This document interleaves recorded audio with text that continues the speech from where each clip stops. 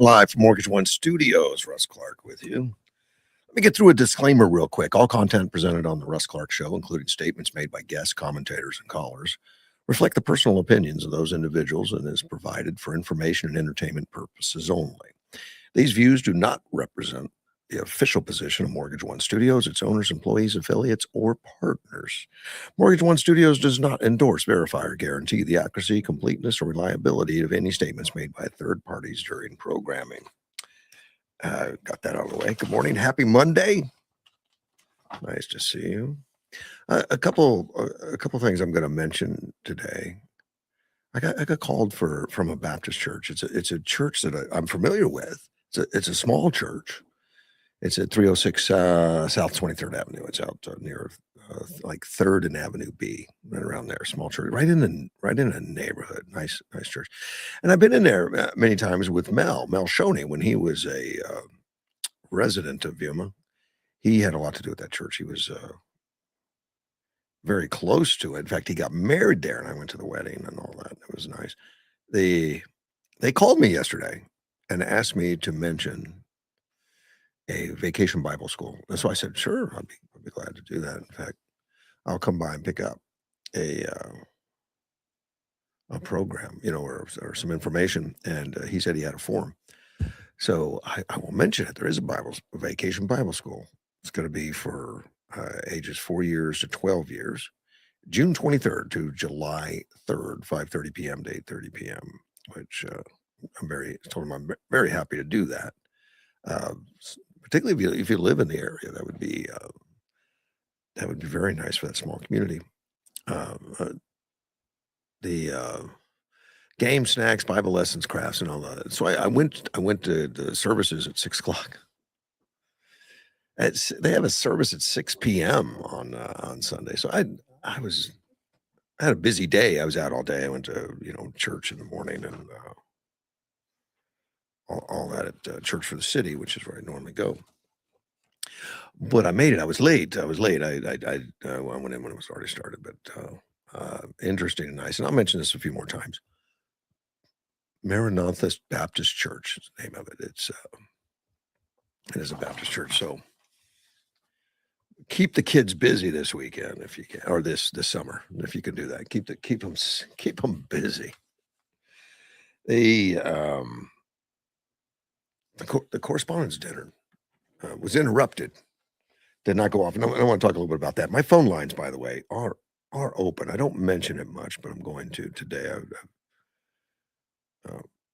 It's my cell phone number. Actually, my cell phone is tied into the system for now. We'll eventually get an upgrade to that. There'll probably be a dedicated line, but right now it's 928-941. 0304. You're welcome to call. See, listeners already texted me saying California seeing higher jet fuel prices. Yeah, I've got a story on that too, by the way. It's high. It is all high, but the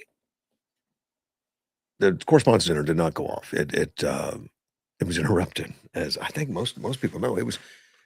It was a sold out crowd. It was attended. It was a lot of viewership was lined up because it was the first time Trump was going to go to the correspondence dinner since he's been president. And I mean, even during his first term, he never went. He doesn't have the greatest relationship with the mainstream media, and he didn't want to put himself through that. He made a few comments afterwards that I don't have the exact quotes by any means, but he said something to the effect that the speech was going to be rough. His speech was going to be kind of rough. At least I don't know if that was the exact terminology, but that's what I gathered from it. And that it was, he wants to redo the correspondence center. He wants to have it within 30 days. He would like to call it back. He doesn't want this disruption from an individual, which we think is an individual, to change the course of things. He wanted to reopen. He wanted to go right back in. That same evening, the Secret Service security personnel said something. Once you break the confinement seal, they had a seal around the building or a seal inside that room, and once that's open and everyone's coming and leaving, it would be too hard to reset everything. It would take too much time, and they did call it all off. which is a shame. But security first, and amazingly, it pointed out, or Trump did. I know Trump pointed it out for sure that the security there is not ideal. It's not set up. It's a hotel. There's people living there on site, and they they think that was one of the security flaws. Is this guy actually had a room inside the building, so he'd already entered the building and went through whatever procedures they had to get into the building. So he was already there inside. He never made it into the ballroom. He never made it into to that level. But Trump pointed out that new ballroom that they're building on the White House lawn, it would be an ideal because it is set up for security and it would have much more ability to secure it. Actually, yeah, just to get onto the White House property itself, and you're not going to be spending the night there normally. There might be a few guests, but they're going to be in the White House, and they would be screened, and they would know who they are. But he made that point, which was excellent, because right now a federal judge is stopping the construction. And the construction's going on because a lot of that foundational construction and the construction that's going on in there is done by, I'm assuming it's done by the Department of Defense. It's a secure bunkers and secure stuff underneath, which is also needed. I mean, and the whole thing is going to be bulletproof and bomb-proof. I'm talking the ballroom even is going to be that bulletproof, bomb-proof, and it's more necessary than ever. And the only reason I believe, the only reason, and it's been stated by many, that the left hates it because it's Trump's decision to do it. It was Trump. So anything to do with Trump and that Trump derangement syndrome just bleeds over. It doesn't matter if it's practical. It doesn't matter if it makes sense. It doesn't matter if it's a windfall, because you got a builder that's doing it, Donald Trump being the builder, and it's going to do it under record time, under budget probably, and he thinks it will be. And the taxpayers aren't paying for it anyway. He got donors to pay for it. It's just a win-win-win deal, and the Dems hate it more for that, I think. I think they hate it more. And we don't want anybody to win with Trump at the helm, with Trump's name on it, which is unfortunate. It is what it is. I don't know why I picked up the wrong stack of stuff I wanted to talk about. I didn't know Trump was going to do this, but he went on 60 Minutes after, and that evening, the same evening, he went on 60 Minutes. I had no idea.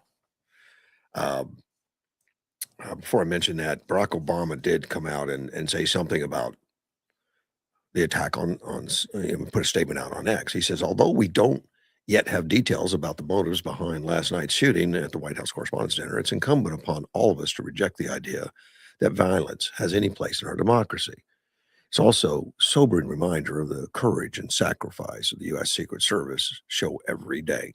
I'm grateful for them and thankful that the agent who was shot is going to be okay. On the surface, very nice comment and all that, but it was after we did know. It was after we did know. He didn't want to state it, that it was a 31-year-old suspect that hates Trump, has Trump derangement syndrome, participator in No King's Day, vile on social media and with comments about wanting to do stuff. Apparently, he was open. He was a school teacher. I say was because I doubt that he has.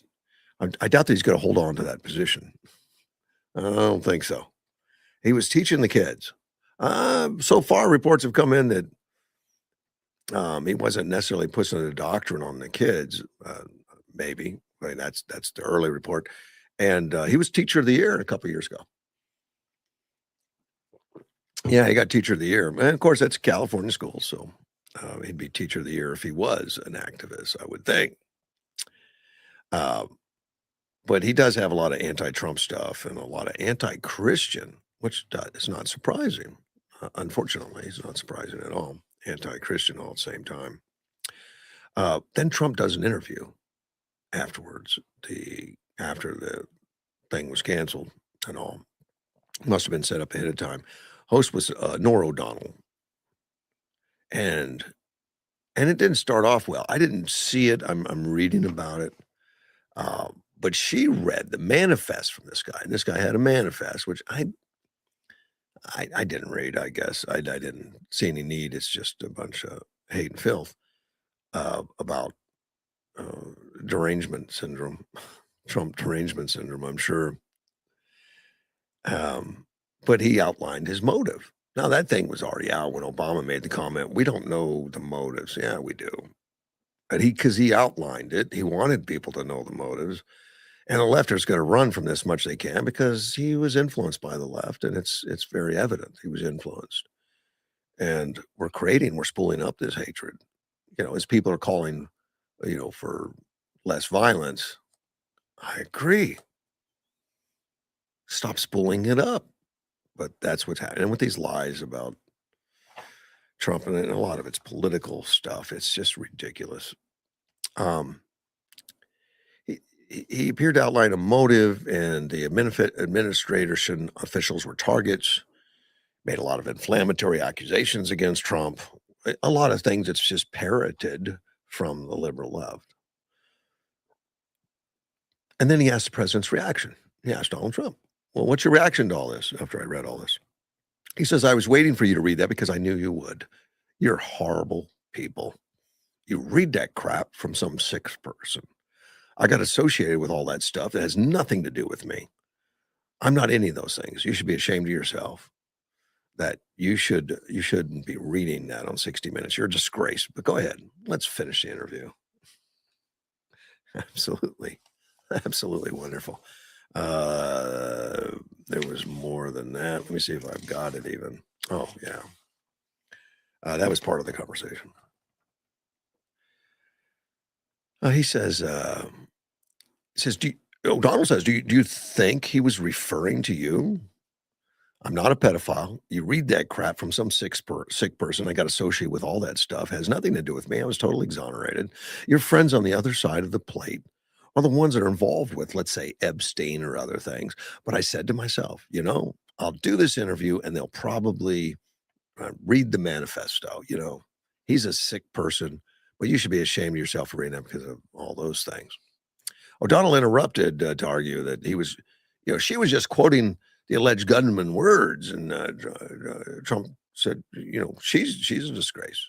You shouldn't be reading it. You're a disgrace. Go ahead. Let's finish the interview. Trump was non-committal about his beliefs that the shooting will change his relationship with mainstream media. Apparently, that was a suggestion that maybe mainstream media may be nicer to you or something. I don't think so. But Trump said, "Look, for whatever reason, we disagree on a lot of subjects. We talk about crime. I'm very strong on crime. It seems like the press isn't. It's not so much the press, it's the press plus the Democrats because they're almost one and the same. It's the craziest thing." Uh, that wasn't Trump's first appearance on 60 Minutes. He was there November 25. And Trump taunted 60 Minutes. That was after the CBS lawsuit, where the parent company Paramount paid the president $16 million settlement, which was very nice of them. It's going to go towards that great big library he's going to build in Miami. Trump previously sued the news organization for allegedly editing the interview with Vice President Kamala Harris, if you remember that. He said, "And actually, 60 Minutes paid me a lot of money, and you don't have to put this on because I don't want to embarrass you, and I'm sure you're not."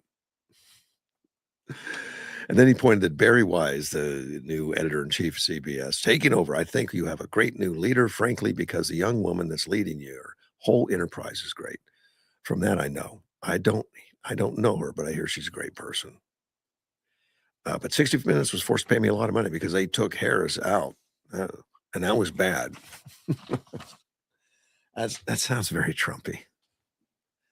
Absolutely.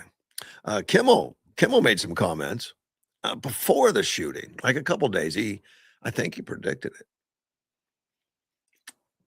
it. Typical Rude, and he's really gone off the deep end. I mean, he's so just engrossed in this hate Trump. It just seems to be part of him now. He can't let it go. He mentioned something This was just happened days before the dinner. Before the dinner, he says, "Oh, First Lady Melania is here. Look at Melania, so beautiful. Mrs. Trump, you have a glow like an expectant widow." That was odd and horrible, especially since he'd already had a couple assassination attempts and after the Charlie Kirk thing. In fact, Charlie Kirk's wife was at that dinner, and I don't know if you saw her afterwards in a clip, but she was just distraught. Obviously, man, that poor woman has been through so much.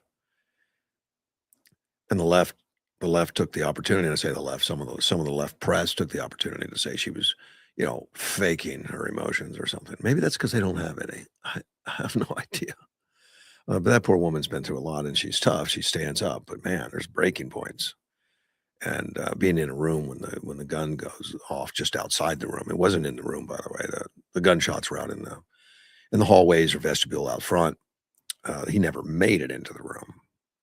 Probably made it further than they're comfortable. He made it past security just by virtue of having a room in the building. He was past one level of security anyway. Kimmel also, and this was it took place Saturday in Washington D.C. See, this year's event drew attention because Trump attended in person. It was the first time. Kimmel mocked the parody, used a parody to mock Trump's relationship, portraying distance between the president and the first lady. And I don't know why they do that. Everything I see, they're very close. But he says, "Oh, by the way, Melania this is Donald Trump. This is Melania." Like he's introducing them. Kimmel says she's planning to celebrate at home the same way she does, looking out a window and whispering, "What have I done?" That aired just days before the Correspondents' Dinner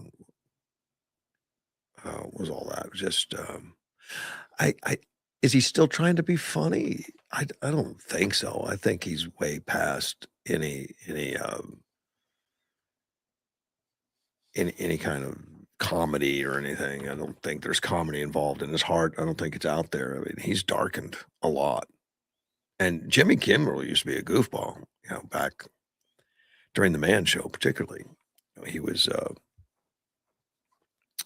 just a party boy and all that, having fun and all that. Didn't take anything too seriously.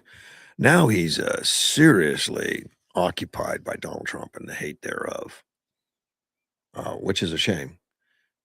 It's a wonder he's still on the air. I know his ratings have failed and all that, and then the time he was off the air, when he was taken off for making comments, people rallied around him. In fact, that was his highest ratings in years. Is when he's off for just less than a week, I think, and then he came back, and people tuned in. Of course, that fell right off again when they had to realize. The people had to realize after paying attention again that, oh, I remember now why I don't watch it. That's what I would imagine. Now getting into some of the left wing theories on the White House Correspondence dinner, and all that stuff. Many on the left are calling it a false flag. It's amazing. They think it's set up. I remember they called Butler a setup. I mean, and it's just a few of them, but it gets a lot of notice. Butler, when he was shot in the air, thought that they staged that. Try to discount it. Many were saying it. Well, we're not even sure if he got hit by a bullet. We're not sure what happened. Maybe it was just anything to take attention away from the real violence of it, and take attention away from the disturbingness of nearly having a president assassinated before our eyes. They've just downplayed it all they could because they don't like him. The MS Now host, Eugene Daniels, said one thing that I'm disturbed by as we woke up this morning, seeing folks on the internet say that was a false flag, that we are basically all in cahoots to do so, to say that that was staged. Yeah, that's, I didn't expect it. I mean, even though the Butler thing happened like it did, when there were a few out there that said that was a false, I mean, a guy got shot and killed, the perpetrator, I'm sure he didn't volunteer for all that. Yeah, let's play a joke on everybody. He said, and I think as someone who, for all of us, who was in the room, and there's quite a few people in the room, in fact, quite a, so a lot of journalists were sitting right there. They they, they saw that. I don't think anybody in the room is saying this, but he had to jump on the ground. Who had to text our family and friends and tell them that we were okay, calling our moms like so many people in the country have done for decades. To see people say those kinds of things, it's frustrating, it's disturbing, and it shows that the issues that we have to try and fix in this country. And I came from MS Now, so good for you for pointing out the absurdities of some of that. He's a former White House Correspondent Association president, by the way, Daniels. And he spoke about shots being fired at the, you know, annual event, which, he used to have to be responsible for. Hussein Piker, he's a Twitch streamer. Is that what they call it? Twitch? Floated the idea it was a pre-planned. A shooting, which the White House Correspondents' Dinner and all the cultists instantly start talking about Trump's ballroom. So he thought it was a setup so he could promote the ballroom and say the ballroom would be safer. The ballroom is where we need. We need a facility like the ballroom. He thought that was a setup just for that. No, I don't think that's possible myself. Although I think it was appropriate to discuss the ballroom and the need for a more secure facility. They've been at this Hilton thing for years. I stayed at the Hilton once in '74 at that one when I was in high school when I stayed there, so it was a long time ago. I was in high school and went there for an event, but nice building. All it's just weird because it's so curved. I don't know. You can see the outside's curved. Well, it's curved on the inside, so you're always going left to right down the hallways. Always moving left to right. You can't see down the hallways very far because of the curvature, which is interesting. And MSNBC, Katie Pang, she wrote on Blue Sky. Now, Blue Sky is a dedicated social media for that bubble, that left wing bubble. Stay inside there. No, I don't read it. Trump is just la-di-da fine after another alleged assassination attempt, and he demands let the show go on. The show. She caps it like she's screaming it. And Trump did. Trump did not want to put people out. And he stated that. He said, so many people arranged to be here, got here in this location. I don't want to see it disrupted by one lunatic that barges in. But he did not get his way. I think that was very decent of him and saying that, look, let's do all we can. He couldn't convince Secret Service to do it, though. Like I said, he explained later the Secret Service told him that once that security bubble had been broken in the ballroom, they're not going to let everybody go back in. They don't know if somebody could have snuck in there during that time or something. And they would have, it takes a while to secure that room. And they do, they'll go through them beforehand. Those rooms are checked for everything, sniffing dogs and all that for explosives or listening devices. I don't know. You'd have to ask them exactly what they're doing, but they spend a lot of time doing it. In the simplest term, if you believe the BS last night, if you accept the utterly ridiculous story and ignore the 27 wild and incomprehensible inconsistencies, you are stupid, stupid, stupid. And that was from author Don Winslow, thinking it was also a setup, and they've got proof, I guess. 27 wild and incomprehensible inconsistencies. I have no idea what Don's talking about. I'm not going to take the time to look at it. But it goes on. Daniels denied the shooting was fake. Now he's MS now, and he also has intimate knowledge of what goes on to the White House Correspondents Association, being a former president of that association. And even though he's a lefty, I think he disagrees with his friends. But fellow MS Now host Jonathan Capehart said, I'm hearing that from my social media pages from people on the left also thinking that this was staged. You hear that, also thinking this was staged, that this was a false flag, and this was something being done on purpose. And hearing you speak, Eugene, it is coming from the right, and it's coming from the left. These conspiracy theories, it says to me, there feels to be a lack of trust in this country. I'm going to agree with the lack of trust in the country and the politicians. I think that's evident. And part of the problem, lack of trust, is these uh, so-called journalists that go out there with all these ridiculous conspiracy theories, these ridiculous ideas that Butler was staged or the White House correspondents. I mean, they do themselves a disservice. They discredit themselves, and they cause this decline in popularity amongst basically everybody, the politicians down to the journalists. There's less trust in journalism than ever, and there should be. There should be, and how to vet it and how to do it is ridiculously difficult. But you've got to start finding people you can trust and start listening to them.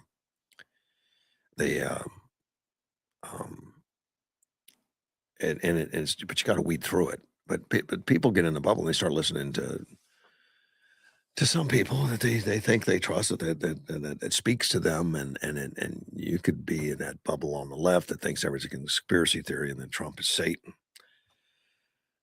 Even though you can't name any, and I like that when they go to the man on the street and asking, well, what is it about Trump that you don't like? And they can't say anything. Um, one of the listeners to the show is volunteering some information. I don't know this person, I don't think, but and quite often they're going to be contrarian, and I put all those issues out there. By the way, I don't mind somebody disagreeing as long as it's not violence. That's all fine, but not always. I mean, sometimes I never know. It's a box of chocolates to me.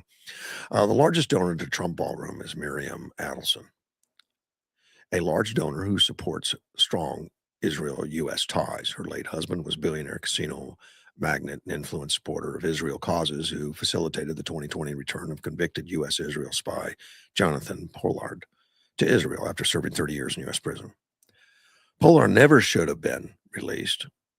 He was released on 21. President Trump granted a full pardon to Avim Sila, the Israeli Air Force officer who recruited and handled Pollard. The pardon was issued on Trump's final day in office at the request of Israel to close an unfortunate chapter in U.S. Israel.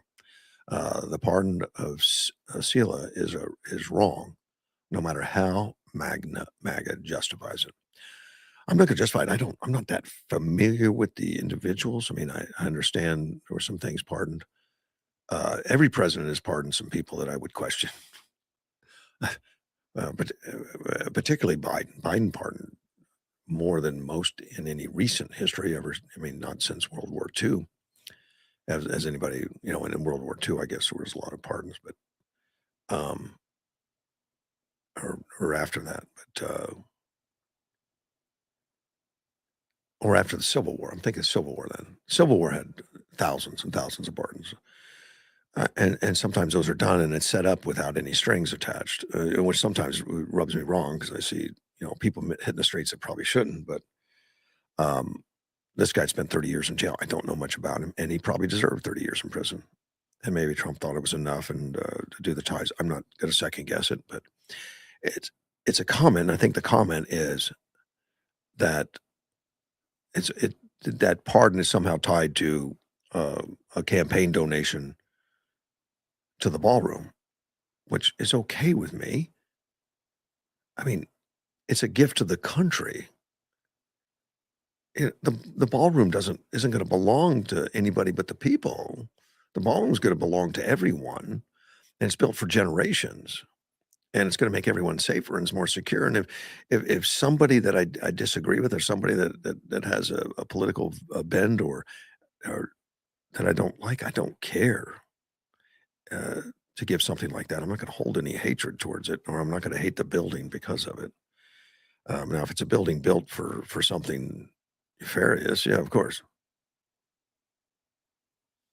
Oh, uh, Edward says the Hilton is known in D.C. as the Hinckley Hilton, and of course, Hinckley is who shot Ronald Reagan right outside that building. If you remember that gruesome thing, that was a horrible thing to watch because some people were really injured in that. See, that was a day a Secret Service agent stood between the gunman and Ronald Reagan and got shot. That was tough to watch. That hurt. And of course Hinckley's out of jail now. And you would think he never would have made it out, but he is. In fact, he was, even before he was completely released, I think he used to get like weekends or something off or something. I think he used to get some supervised junkets or something. Hinckley. That was terrible. And that was in the 70s. He was shot. Reagan was shot in the 70s, just outside that set. So they call it the Hinckley Hilton. I guess that's a local thing. I never heard that, but it makes perfect sense. Trump is endorsing a new idea having to do with ICE agents. Somebody on in this random, I like this about Trump. Elon Musk does this also. He listens to things. Elon Musk will listen to people that buy Teslas or comments from people. He does. And I know he adopts ideas sometimes as strange things. I'll get back to that. Let me talk to Gilbert this morning. Good morning, Gilbert. So you're saying Hinckley was pardoned from prison?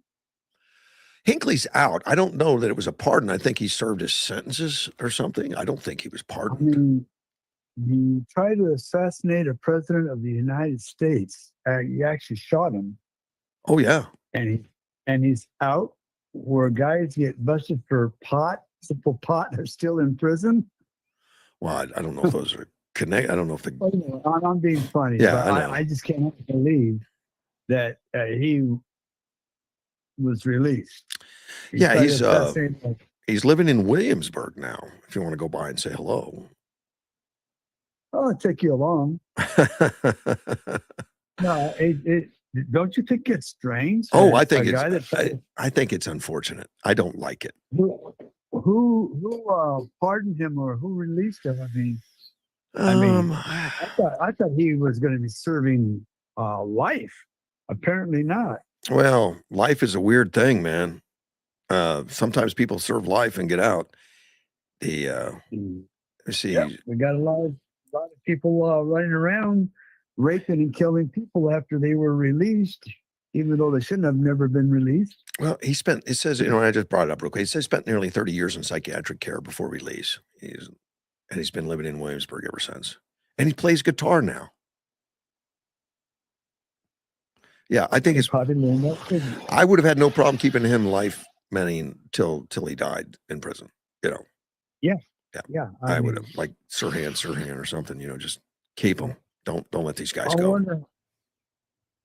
Has he wrote a book to become rich?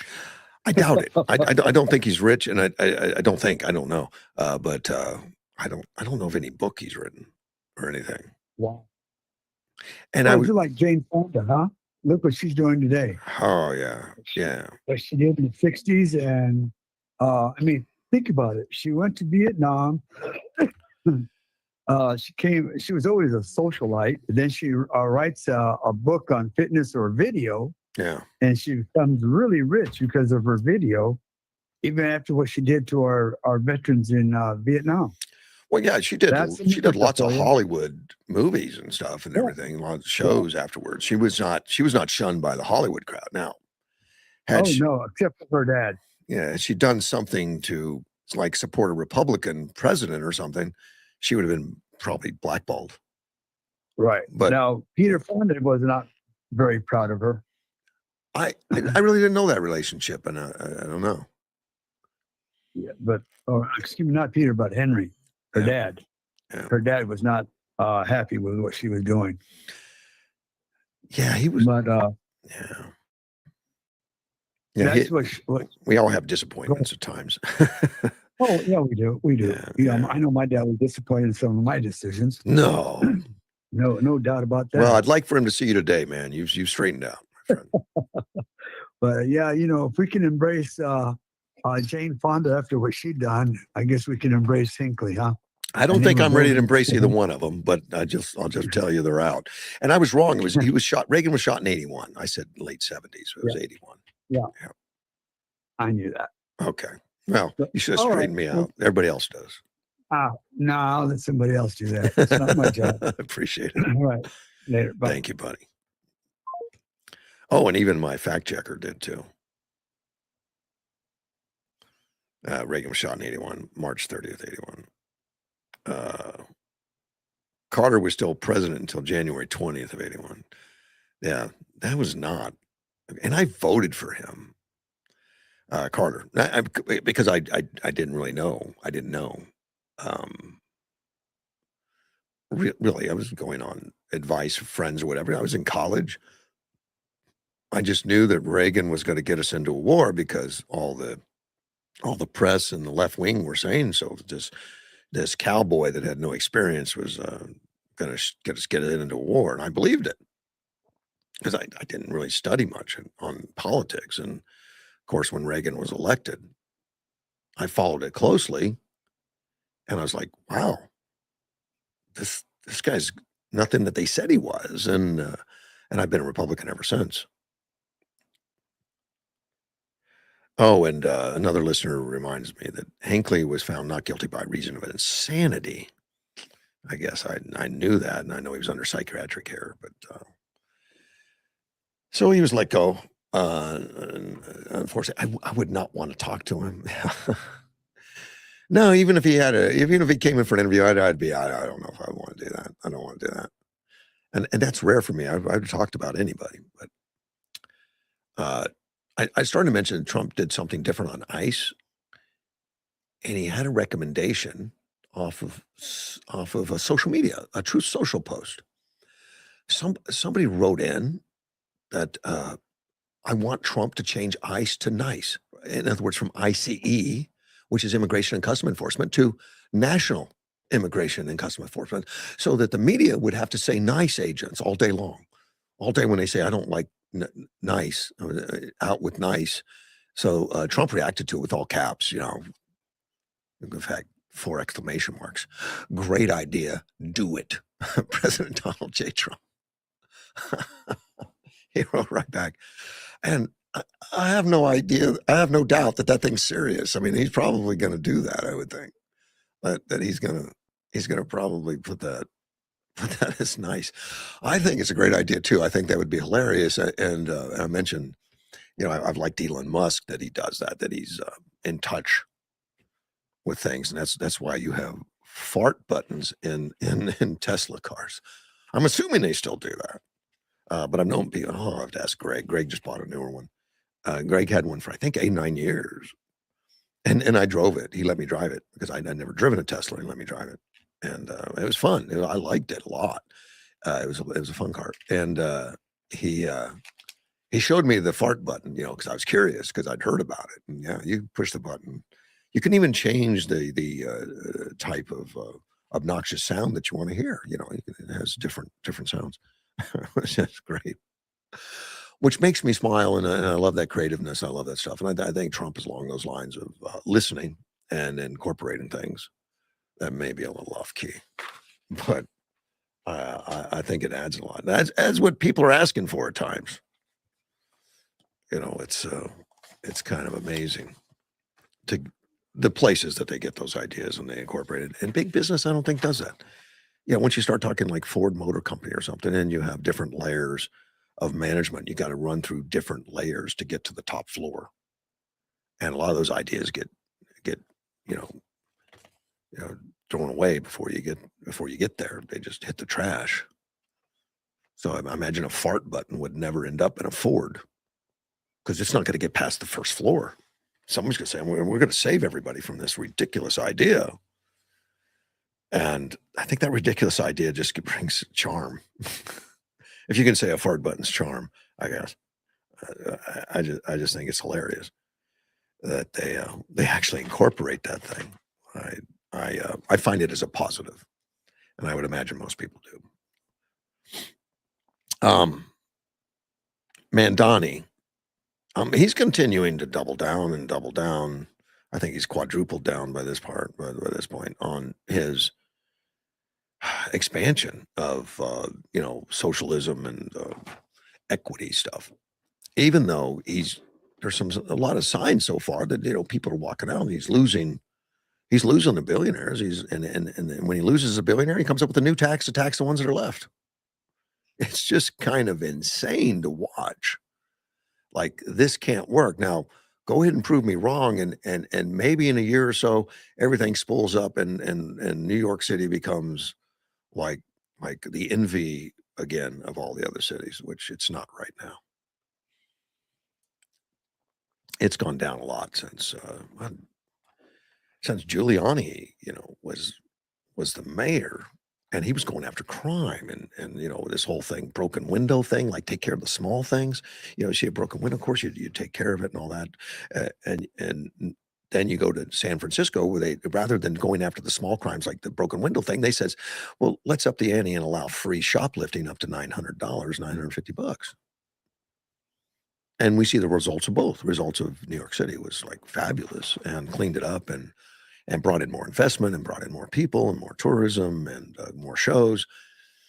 And now that they're doing the opposite of embracing crime, at least that's the appearance, embracing crime, it does just the opposite, and then attacking the billionaires. And not physically yet, but attacking them financially, saying, you've gotten so much, it's more than you need, give it to us. It's just amazing that they would think these people are so dumb that they think they're going to sit there and take it when they have all the assets necessary to get out of the way of it. They don't have to sit there on the train track and get run over. They can just shift, and they do. Many of them have. But I can tell you that these other states like Florida and Texas are loving it. I mean, I'm sure they're sending thank you cards to Mandani all the time.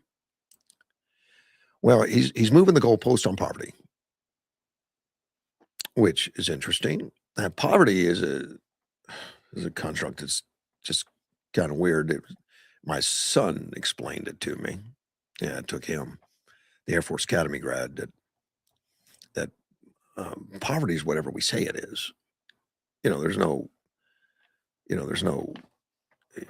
great, definition or scale that says this relates to poverty. All they do is they take the bell curve of income in the United States. And like any bend, a bell curve starts out low and it ends up low, very low on the very low end, and very low on the high end, or, you get the billionaires at the high end. And at some point on that bell curve, they start moving along on the low side, and they draw a line where they think, okay, poverty starts here at this income level. That's it. That's how they do it. And the point of it is, and what my son explained to me, is that you can never eliminate poverty, because there's always going to be somebody that makes less than somebody else in a capitalistic society. The only way, if you're going to theoretically eliminate poverty, is you go to socialism, where everybody makes exactly the same. And then it's just a straight line.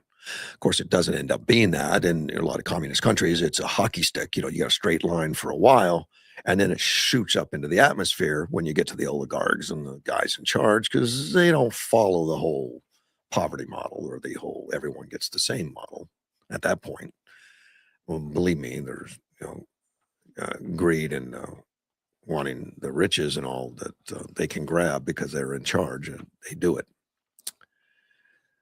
Well, he wants a new city policy. It's called the Preliminary Citywide Racial Equity Plan, which he's already released. And the top city policy analyst is making comments on it about moving the goalposts, and that's Vidal Calvo. He's a Manhattan Institute's Santiago Vidal Calvo. He reports that the city is using a true cost of living to claim that 62% of New Yorkers can't make ends meet in the city, to declare to a crisis that needs more government. So you're saying that 62% of our people are below the true cost of living, which is a crisis. He says what he's essentially doing is moving the goalposts. He's essentially saying what the federal government qualifies as somebody below poverty line, which is essentially like $35,000 a year. Those might be 24 numbers, but it's pretty close to that. They're essentially moving the goalpost to say anybody under $160,000 a year with children cannot afford to live in New York City. Well, I think they can't afford to live well in New York City for that. Maybe I think they can live, but you're not gonna impress the neighbors. Said those numbers in reality, if you live in New York City, they don't sound crazy. They don't sound high, but in all of reality, for a single person across America, 160,000 is a breadwinner. It's essentially enough money to raise a family, to have children, to have a good life. So we move the goalpost into that direction without actually recognizing that our underlying issues of the disease, he calls it a disease, what are the actual problems that make New York City expensive? Then we're attributing a problem to throwing a dart at the dartboard and saying, this is it. This is it. You just don't make enough. And I think that's a summation of the left saying, well, you're not doing well. You obviously don't make enough. Here's more money. And they throw money at it through a lot of government programs, from SNAP programs, government assistance for housing, or government assistance for medical and all that, where they could take somebody that makes $40,000 a year, throw all these other programs at them, and they make the equivalence of $100,000 a year. Not an exaggeration, by the way. Well, the reality of the situation, according to Fidel Castro, is don't make a place more affordable by making people earn more. But instead, the city needs to ask the right questions about policies that drive wage growth and new housing development. And I think that makes way too much sense. You gotta remember, these guys are socialists. They want everybody on the government dole because that makes them more entrenched. And it's job security for the socialists. They all depend on me. They can't make it without me. So they make you beholden to the government. So the issue here is we're focusing on the problem that the socialists in City Hall want to believe, that if you give people more money, they essentially can access more things. But you're not asking, what is the trade-off of giving people more money? And just by placing that the true cost of living in New York is $160,000 a year for people with children, that doesn't necessarily mean that people first can afford a life, or second, that they are able to get those salaries. Now, the cost of living in New York, he points out, includes the housing, which is one of the big ticket items that's really holding things up. So he says the city hall needs to encourage more housing being built around the city. That's how you lower prices of houses. It's not by freezing. It's not by stabilizing market. Normally that leads to more and more higher prices. In other words, that's been a trick before, to freeze the prices, tell all the landlords, the people that own the property, and which is a fascist way of governing, by the way.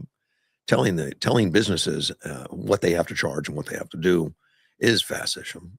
But rather than a giant administrative effort to grow government with more departments and staffers, which is what Mandani's doing by adding all these programs, or wanting to add them. I don't know how many he's put in place so far, but he's trying to add programs. The city should instead be reforming zoning to build faster / permitting delays, make it easier to establish childcare facilities, reduce administrative barriers, and create opportunities for employers to hire more people and recruit talent. Sounds like a capitalist idea to me, to go that way. You're going to offend them. This Fidel Calvo is going to offend all the socialists. And well, that's the stuff that to them doesn't work, because there's going to be somebody left aside. There's always going to be somebody that doesn't want to join. There's always, and we need safety nets for some of that, but we don't need to make them all middle class. The DOJ Assistant Attorney General for Civil Rights, Harmon Dillon, said she will review the matter about his racial equity plan, because it's drawn scrutiny from conservative all over, that it's trying to address racial disparities, which the policy wants to put in place to do that. It's all racism. Like, you can join the policy if you aren't white. You can join the policy if you're some minority. And yeah, he states that. Fidel Calvo, who recently he published a New York op-ed on Mandami's plan, he said, I feel like this is just another way to put DEI on the table without calling it DEI, which is interesting, because I believe that myself. I think that's going on in Phoenix. I don't want to get to that in a little bit too. I got that somewhere in my stack hidden somewhere. He says, and we now have found that in academia, in many government programs and many existing architectures of social structures, DEI does not work. And unfortunately, this might just another case of which it fails. And not because of well-intended reasons or trying to make everybody earn a living, because I feel that's a good intention that everybody can have, but it's about the solutions that they are trying to actually approach. It's about methodology of how they're actually trying to approach this method. You cannot argue that just because somebody is a different race, it's become insanely more affordable to make a living in New York. That's not how it works. Yeah, it's not because of the race. It's because of the policies. And yet, man, Donnie's going to be stuck on race and stuck on solutions of government filling the void because I guess the belief that people aren't smart enough to do it for themselves if we give them the opportunity. Let me see if I can find that Phoenix, Arizona problem. And it's, in the state of Arizona, they made a policy that you can't have. Well, I can't find it.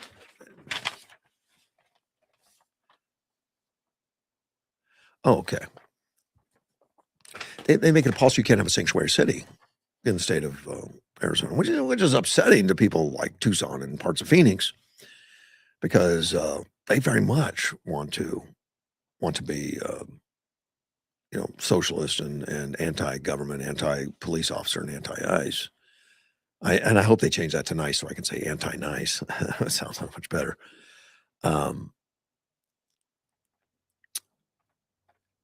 Let's see, Arizona Republicans are hoping to turn every police department in the state into a processing hub for U.S. immigration and customs enforcement. That's the way this article starts out.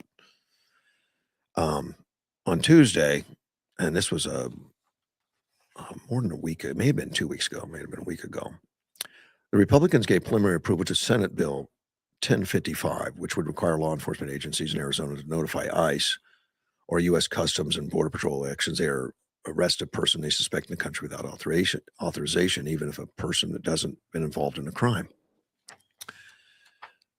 And of course, this isn't the article I thought it was, but it's along the same lines. Many police departments, sheriff's offices already communicate with federal immigration authorities about people in their custody, almost notably throughout partnerships known as 287 agreement. And that's an agreement you have with the federal government that, you'll help them. And the agreement helps cut down on the investigative legwork for federal agents to make it easier to ramp up deportations statistics. Well, the Mesa Police Department, the Arizona Department of Corrections, and sheriff's offices in Yuma, Navajo, La Paz, Cochise, Pinal, Yavapai counties are all part of the program. So if you count that counties, it's not even half of the counties are part of the program. I'm happy that Yuma is, and Yuma has been. I know our Sheriff Wilmot has talked before about these programs and getting some help, which they desperately need since we're right on the border, and it creates a lot of extra work for our county. Other agencies have declined, like Pinal County, who is a Democrat, Chris Nanos, refused to sign up for even after the federal government began promising to reimburse agencies for their participation, saying it would undermine community trust in law enforcement. Well, I lose trust in a sheriff's department that won't sign it. I tell you the truth. I would think we should do everything we can to communicate and cooperate to get criminals off the street. Maricopa County Sheriff Jerry Sheridan, similarly opted not to enter his agency into an agreement. The Department of Homeland Security terminated 287 agreement with Maricopa County Sheriff's Office following a 3-year-long civil rights investigation that then Sheriff Joe Arpaio used the agreement to target and racially profile Latinos. Maybe. I don't know. I mean, there was a lot of things I liked about Arpaio. Arpaio was very, very beloved, very embraced by his community for many years, going to continue to be reelection. And he was tough. He was tough. And sometimes I thought even like, well, yeah, that's a little tough, too much. The ability of law enforcement agency to choose for themselves whether to pardon federal immigration authorities Representative Quanah Cruz argued that Tuesday debate on the bill threatens to imperial the constitutional rights of Arizonans, and folks are innocent until proven guilty, and that's not what this is all about, I don't think. And this is about cooperating with the police department or the federal government, the offices in the United States or Arizona partnering with federal offices. So if somebody has a federal warrant for somebody has a federal person of interest, even saying we need to talk to this guy, and he's in custody in a jail inside one of the counties and controlled by the elected official, the elected sheriff. The question is, should that sheriff turn that person over to the federal authorities versus them continuing to look for them? For me, it's obvious to say yes. Of course, we would want to cooperate. Of course, this one representative, Miss Cruz, says, "Well, they're not proven guilty." Well, a lot of people that the police are looking for to question are not proven guilty yet. I mean, the shooter from the dinner, the correspondence dinner, is not proven guilty, but they're not going to let him go right now. That should not be the criteria. The criteria is, do they have a legitimate, request to look for a person, and if that's it, then we should facilitate that. Same with our police department. If they're looking for somebody and they haven't been arrested, but they're looking for them, should we say, well, they're not proven guilty, so no one should help him, they should hide him or something? No. There's laws against that too, I think. Folks are innocent until proven guilty, which is a ridiculous argument. My concern with this bill is that it would require reporting to ICE, the federal government, anyone you suspect might be here unlawfully. That would lead to racial profiling. If law enforcement officials rely on the language spoken or the ethnicity of people arrested to decide who to flag for federal agents, the U.S. Supreme Court has already ruled that ICE agents can racially profile people. Yes, there was, I don't remember the case, but but when you describe somebody, like police officers profile people, they do. Somebody robs a bank and they talk to witnesses. They say, "Tell me about him." They say, "Well, he was wearing blue jeans and a jacket." Was he black, Hispanic? Well, that would be racial profile. I can't tell you. Yes, you can. They don't want to pick up the wrong people. They profile. And the sheriff's office will tell you that. They'll tell you we profile. Of course we profile. When we ask for you to profile somebody, we just said we want to know everything about him. Did he have tattoos? Was he wearing a hat? Did he have long hair, short hair? How big was he? Was it 100 pounds, 200 pounds? Well, I don't want to insult that he's overweight. Those are all ridiculous concerns. Ridiculous. Now, if you're talking about profiling, like we're going to arrest everybody that's Hispanic, that would be one thing, but I don't know that ever happens. Let's take a phone call. You're on the air. Morning, sir. How are you doing? We're doing well, Ted. Good morning. Let all your listeners know they're having a county meeting today about raising the modest tax increase on real estate and all. Okay. They needed to go down there with me. I'm going down there and I'm going to raise hell with them. This is ridiculous. They're not offering any additional services. They're spending money like it's a drunken sailor, and they want to raise the rates. And I appreciate the concern, but what is it?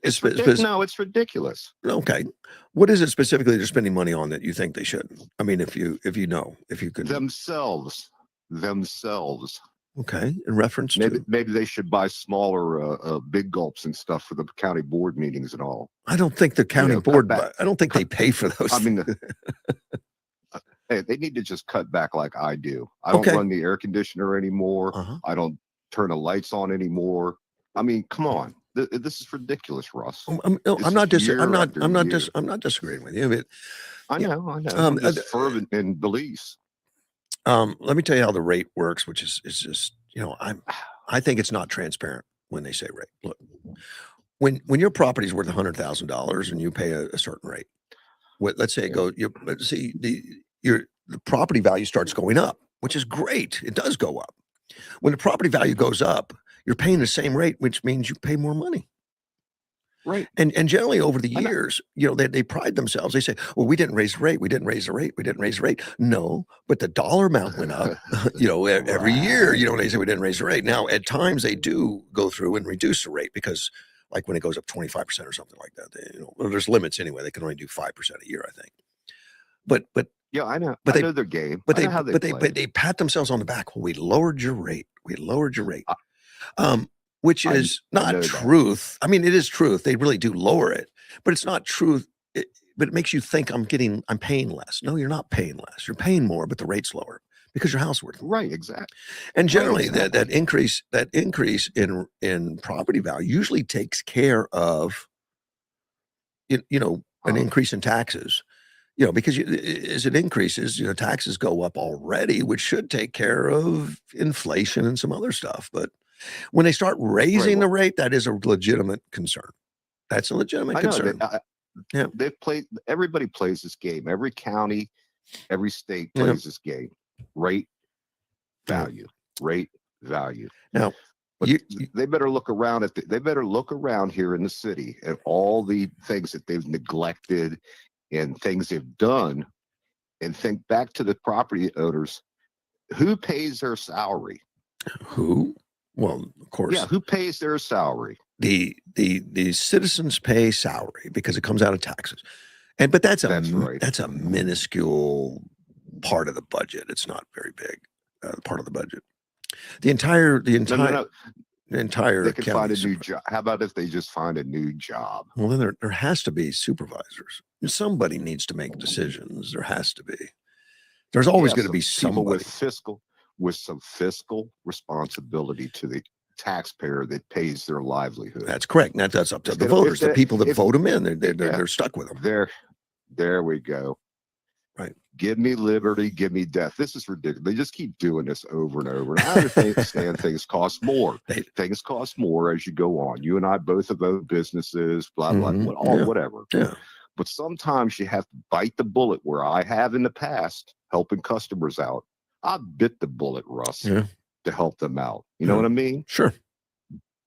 So we need some people here in office that bite the bullet every once in a while. I have not studied this budget. I haven't looked at it, and I did it for years. I was county supervisor, and I know. And I was very sensitive to not just the rates, but the actual what they call the levy. The levy.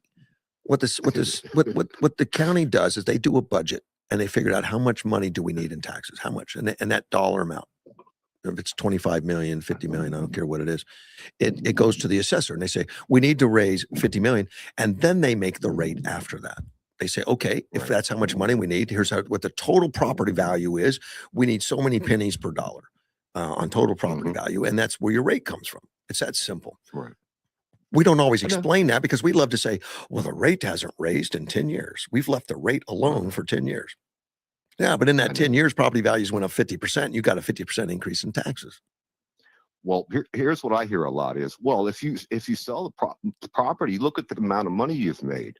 No, let's do some simple math here. I did go to school. Over the years, I paid taxes. Yeah. Over the years, my property, I've had to pay money to work on it and maintain it and this and that and the other. And I'm not selling the property. So what does that matter to me?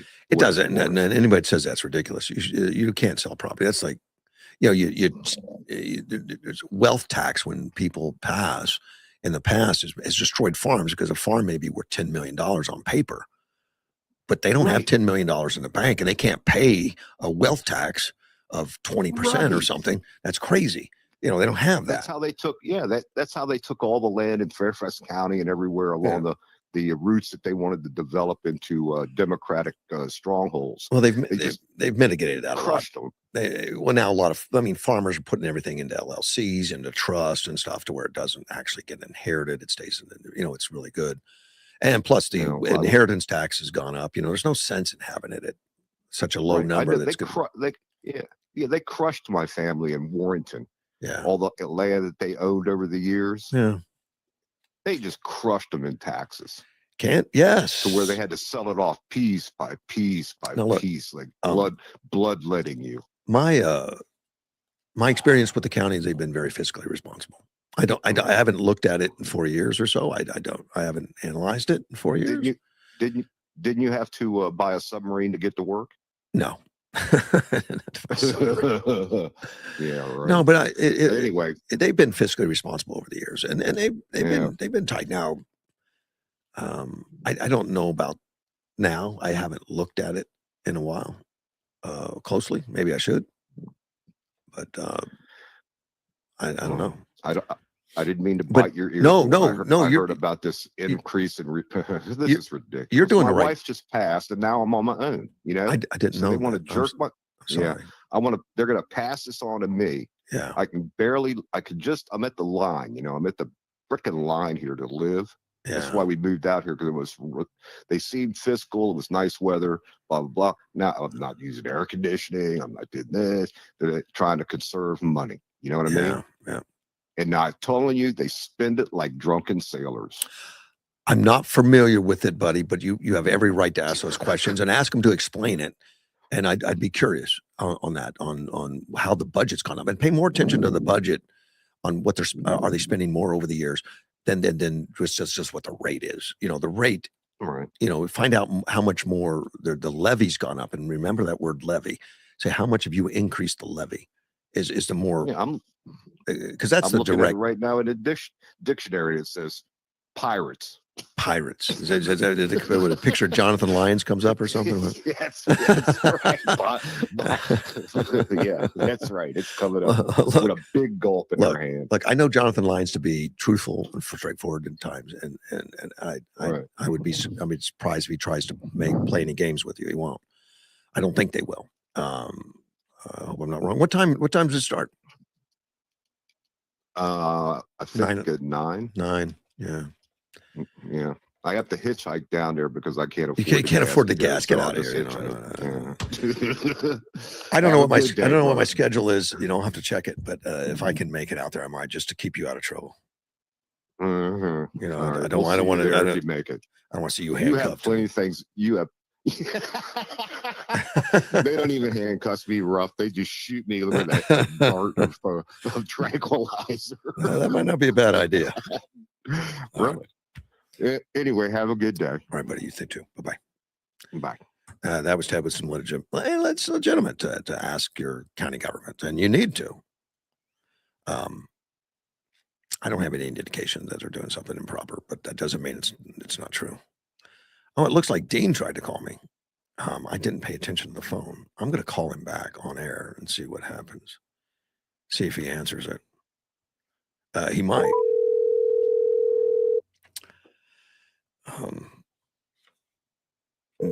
Yeah, it doesn't audibly ring, so I'd have to be looking at it, and I usually keep it up high. It fell down, I think.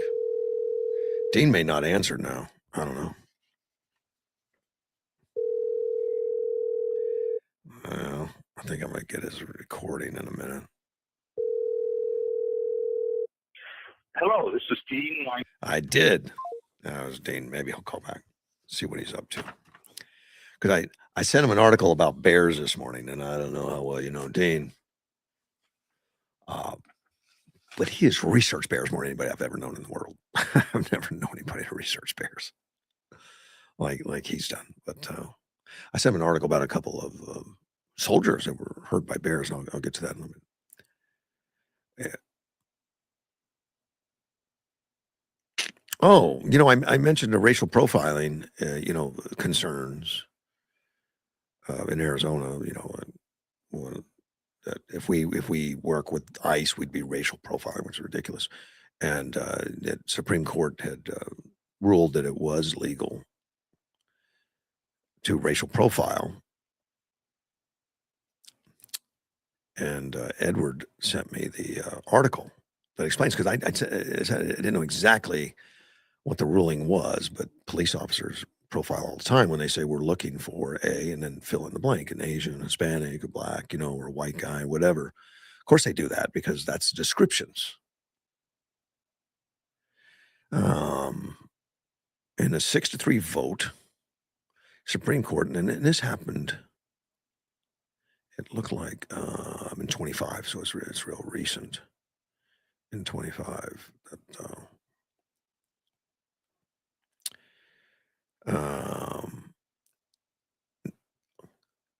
The Supreme Court granted an emergency request from the Trump administration and temporarily halted an LA judge order that barred roving patrols from snatching people off California streets and questioning them based on how they look, what language they speak, what work they do, or even where they happen to be.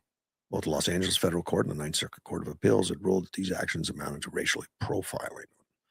Supreme Court issued a brief, unsigned order that overturns those decisions, gives immigration agents a green light to once again stop anyone they guess to be here illegally, even if a central reason for the stop was race.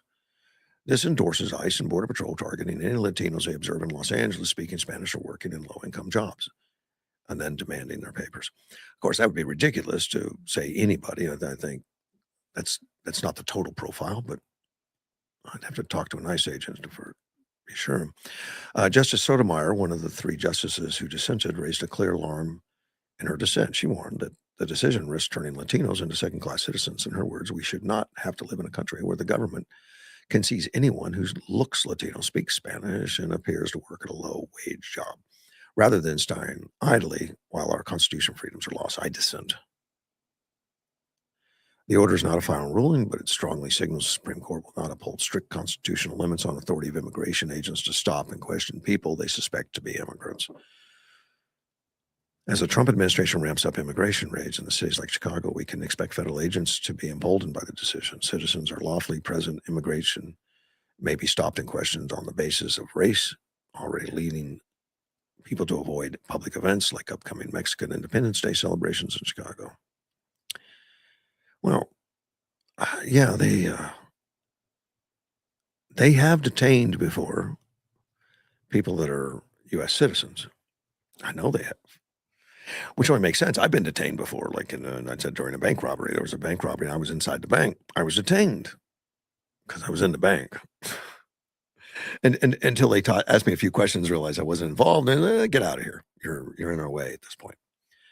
Well, same thing happens with all officers. If you raiding a gambling casino game or some area where they're, cutting up marijuana or some illegal drug or something, they're going to take everybody in the building. Well, when they're busting, when they're after some hardened criminals that have, they locate them and they're in a group of people, they're going to detain everybody in the room, whether it's Hispanic or not. I would guess. Yuma is filled with Hispanic. I mean, over 50% of our population is Hispanic. But I think you could still drive down the street and pick out some people that just look like they don't belong in Yuma. Yeah, like a group of 5 or 6 guys walking along, being very polite, very nice, carrying bags of new clothes or something. You think, yes, those guys are new to our area. Just the way they look around, when they look like they're. And I've never seen them causing real problems or anything, but obviously they are new. And so, should a police officer say, "Where are you guys from? What are you doing here?" or something? I think it's okay. I do. Now, to throw handcuffs on them and throw them in the backseat of a car or something, I think would be rude, unnecessary, and would cause problems. But anyway, getting back to the ICE thing. In at least in Arizona, and the bill one Senate bill 1055 that is going to require people to work with ICE. Representative Pamela Carter, a Republican out of Scottsdale, said the officers would only notify federal agents once they've determined the person who was arrested is unable to prove their citizenship status through legal documents or like a driver's license. But the bill's language doesn't detail any process law enforcement officers need to follow before reporting a person they believe to be ineligible or to believe eligible for deportation to federal authorities. Well, no matter what they do, SB 1055 is most surely going to be vetoed by Governor Katie Hobbs. But I would like to see cooperation from all our state agencies with the federal agencies. I think it I think it would deter crime. It would deter us from being a haven. It would deter us from being Chicago, deter us from being LA, which, is a haven for people that are illegal because they know that they're protected. They know that they're not going to get turned over. They know that they can get arrested, released, and arrested and released, and arrested and released. And they're going to be able to roam around, do what the heck they want, regardless. And I think that's all unfortunate. I did a story the other day on a family that shoved a journalist in a anti-ICE type, it's a F-ICE day. And this father, the Chris guy, shoved at this ICE agent. And he had his wife and his daughter with him, too, that enjoyed the attacks on this reporter. And she was from the Turning Point USA supporter, Savannah Hernandez. And in fact, the daughter went up and put a, one of those air horn things, those little canister air horns, next to her ear and blew her ear out. That's dangerous. I mean, you can have permanent damage from those kinds of things. That's kind of terrible. And then the dad shoved her when I guess Savannah held her hand up to block the noise from the thing. And he said that Savannah was attacking his daughter and he shoved her to the ground. It's kind of ferocious. And they said they're peaceful people and all that. Well, now he wants to leave the United States, probably. It's just too dangerous here. He's being doxxed. I guess people saw the videos and people saw the outrageous behavior and are doxing him. Plus, he's got some criminal charges against him and all that kind of stuff. He put a GoFundMe thing together, because he thinks he's being ganged up on and he's falsely being accused. He only shoved her to the ground aggressively because he felt like it was rude to her daughter to block that air horn. After he told her, he said, go blow this in her ear. And they were following her around and stuff, Well, he put a goal down there. I need to raise $8,000, because I guess lawyers and stuff, they had to go get lawyers. They raised $300 at the time they wrote this. So I don't think he's bringing in a lot of sympathy. I don't think there's a lot of people that are looking and saying, well, he's being eaten up by the system. Well, now he just says, maybe I shouldn't be in the country. Maybe I should leave. Maybe you should, and maybe he's another guy, that it's a little unhinged going to these F-ICE days and these no king days and all that and spooling up all the hatred.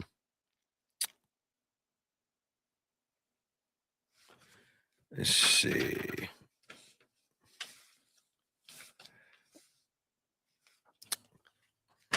This is from the other day that I got this news that Meta is laying off 8,000 people, and that's Facebook and all that. And they said it's roughly 8,000 people.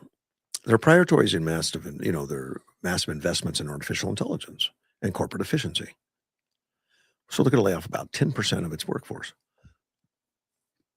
Their average pay, I think it was somewhere in this area, in this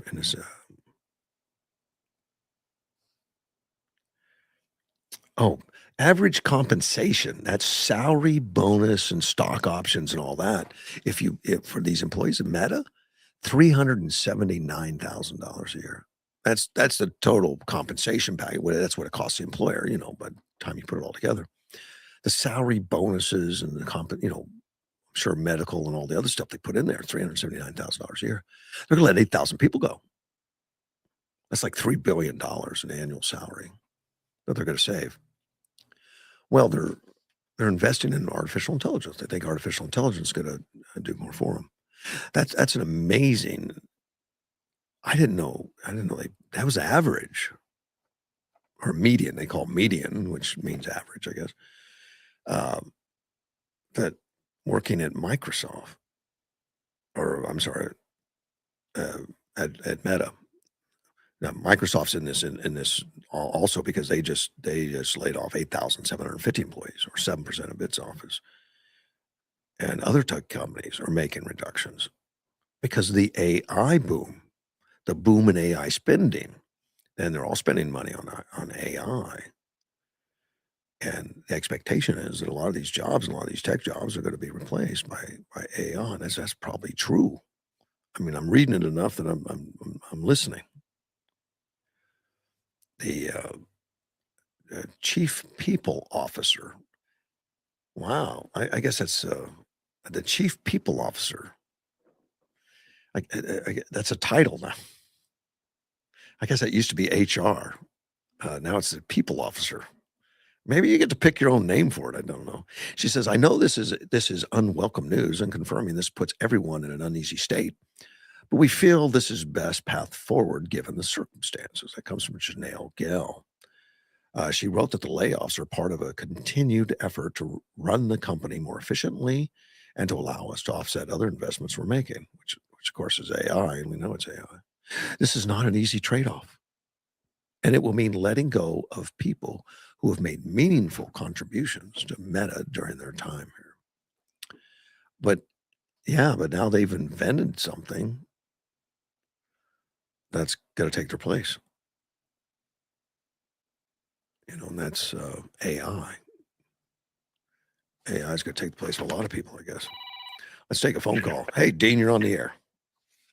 Good morning. I see you read about the two soldiers or airmen. I think it's soldiers. Yes, I sent it to you anyway, knowing that I bet Dean's already seen this. But right.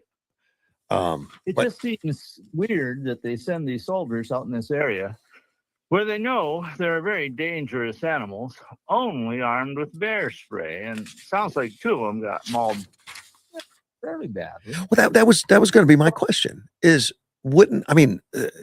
out in the wilderness. Apparently, this is many acres of non-public lands that's pretty remote. Yeah, and it's 85,000 acres, and they send them out there for training, and they're part of the 11th Airborne Division, tough guys probably, and they send them out without protection other than a can of spray. Yeah, it's not as if they haven't had several people mauled by grizzly bears there at Elmendorf. No, they had, and it was only 4 years ago in 2022, the soldier was killed by a bear there. And it was only a little before that where there was people had a permit to hunt moose with bows, and they shot a moose, and they went back to get it, and they took along one of their friends who was a combat vet and had 10 millimeter and carried it with him. And a very large grizzly bear charged them. It had claimed the moose for its own, and about 15 feet away, he saw it probably about 30 feet away, but when it got to 15 feet, he had drawn and he fired 2 shots from the 10 millimeter and killed that enormous grizzly dead right there. It was just amazing. It was like bounding over a downed spruce tree when he shot it. Yeah, I bet it took him a little while to calm down from that adrenaline rush. I imagine. They did call the authorities and had them come out and certify that it was a self-defense killing, and they had to skin the bear and turn the skin over and turn the head over and stuff like that. But they got good pictures, and I posted one on the article I wrote about it. It's just iconic. It's a soldier, he's not in uniform, behind the bear a little bit, and his 10 millimeter is resting ahead of the hump of the grizzly bear, and it looks like a little toy gun compared to this enormous bear. And there's this dead bear, this very large male grizzly bear that was intent on doing them harm. And it doesn't take much. Not like they couldn't carry, they just weren't allowed to. Well, I think on the 11th Airborne Division, if they continue to go out there, they should dress them like they do for the training of attack dogs. Those guys will put padding all over themselves and helmets. Yeah, well, that's if you're humping through the bush, padding will stand warm. I think they should. I mean, Trump has said, or actually it was Secretary of War Hegseth has put out a memo saying that soldiers should be able to carry firearms when they're off duty. Right. Well, on something like this, where they're going into an actually dangerous situation, they've had people severely injured and killed. You'd think a little common sense would say, maybe at least one of you ought to be able to carry a firearm. I mean, and frankly, the carbines, the M4 carbines would be fine. They have a lot more energy than a 10 millimeter. Lots of grizzly, not lots, but some grizzly and polar bears have been killed with that 23 or 5.56 cartridge. They're very, very close, almost identical. Well, I guess I was shocked when I read it that they turning them loose without protection. I mean, a can of spray is nice, but it sometimes it works. Yeah. I mean, and it's not a tiny percentage of the time. It seems like it probably works 80% of the time. I mean, it depends on what you consider as an incident. I mean, a lot of the early incidents, they found that they were like park rangers spraying bears to harass them to get out of an area. Well, that's not quite the same thing as a grizzly bear charging you because it thinks you're a threat or something. But haven't you read articles about saying how highly effective that spray is? And well, sure, the early research was really hyped out of all reason.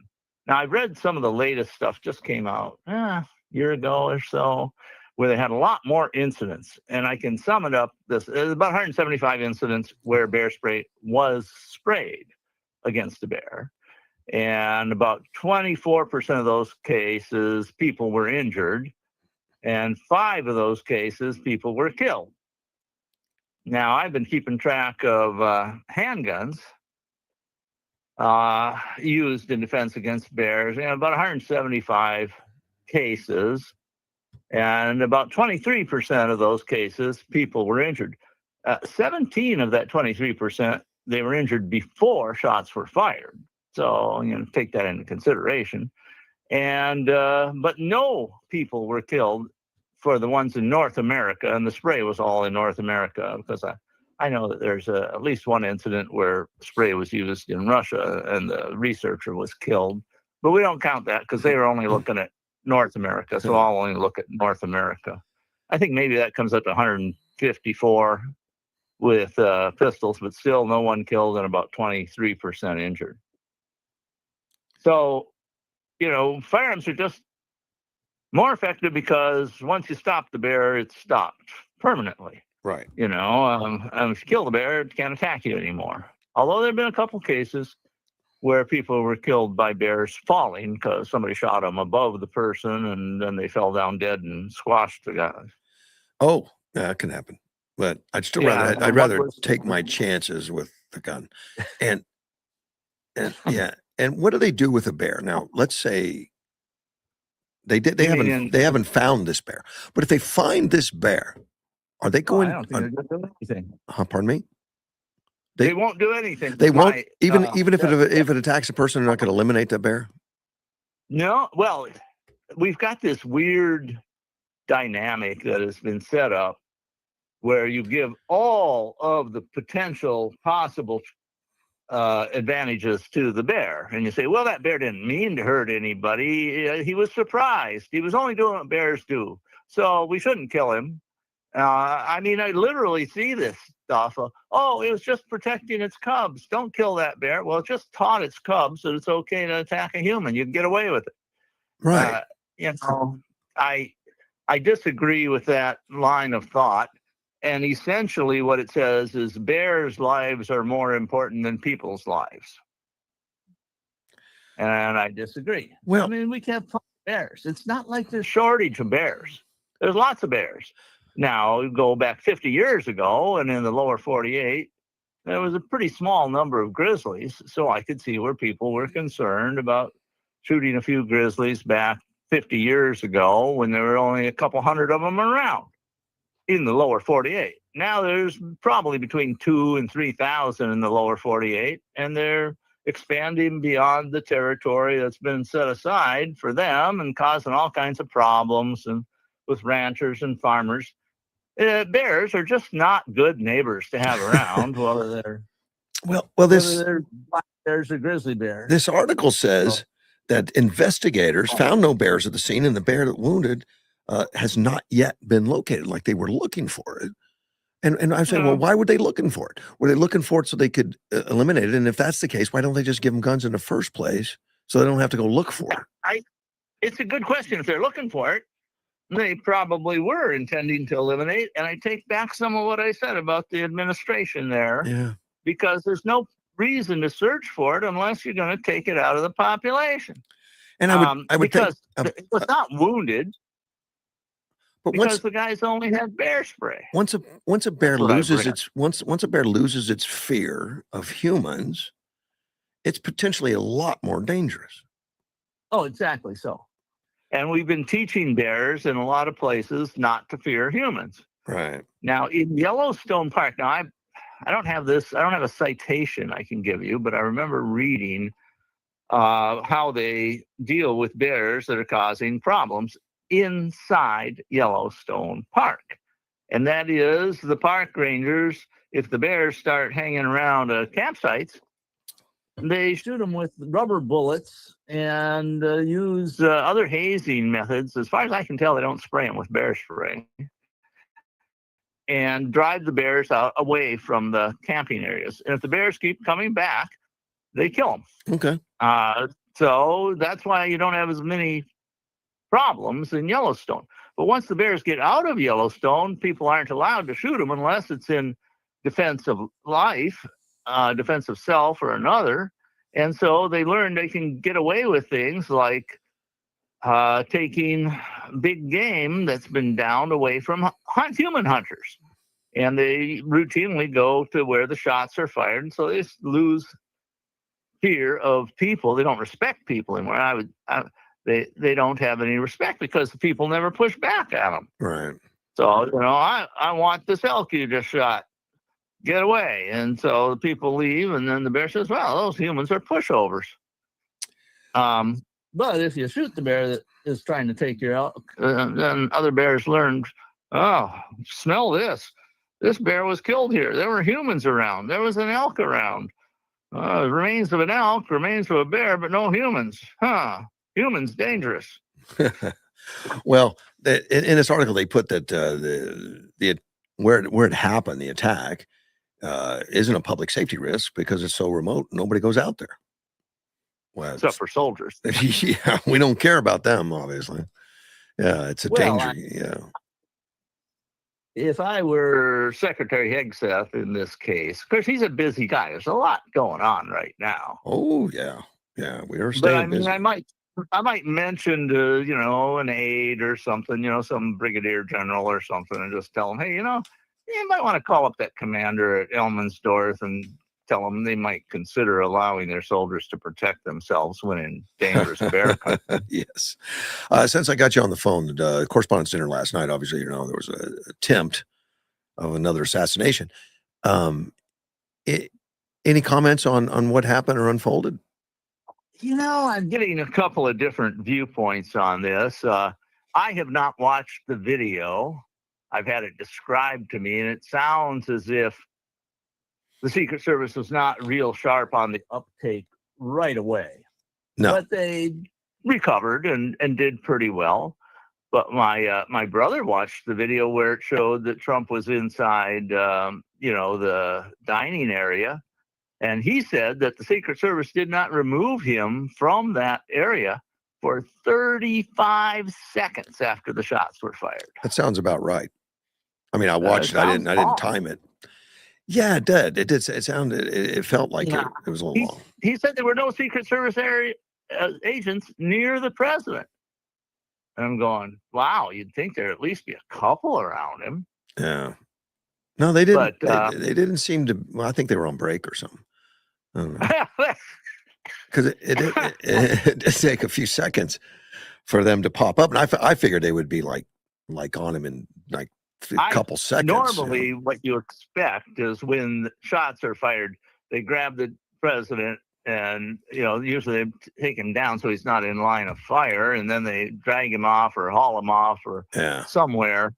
to get him to a safe area. And I guess they did that, but Yes. it took like 35 seconds for it to start. Yeah.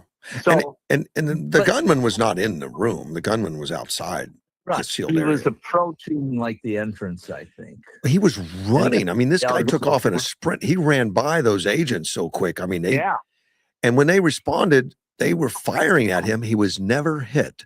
And that surprises me. It does too.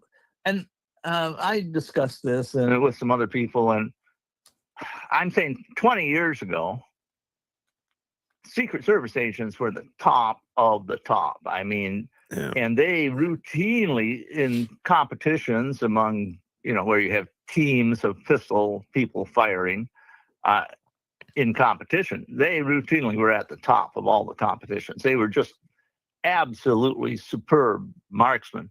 And my brother reminded me, and I remember when all of them were over 6 foot tall and top athletic condition too. And, it seems that at least since President Obama, the standards have been reduced considerably. Yeah.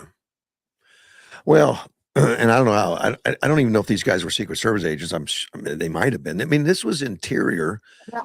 A lot of the Secret Service were exterior, and getting in the building was sealed. But this guy spent the night. This guy spent the night there. He was already in the building. Yeah, I heard it might have been 2 or 3 nights that he booked to be there. Right. So yeah, he was inside. So he breached the first security barriers by simply booking himself into the hotel. And he, this is, as I recall, this is in D.C., isn't it? Yeah, it's the Hilton in D.C. Right. So it has, D.C. has pretty strict requirements to get a permit to have a firearm. And as I recall, it's very difficult to get one unless you live in D.C. So presumably the firearms he had were not legally possessed in that area. Probably not, but he legally bought them though, and he probably transported. He came by train. Yeah. And I'm wondering if they were even legally transported on the train. But the reports I have heard is that he had a shotgun, a handgun, and several knives. Yeah. Now,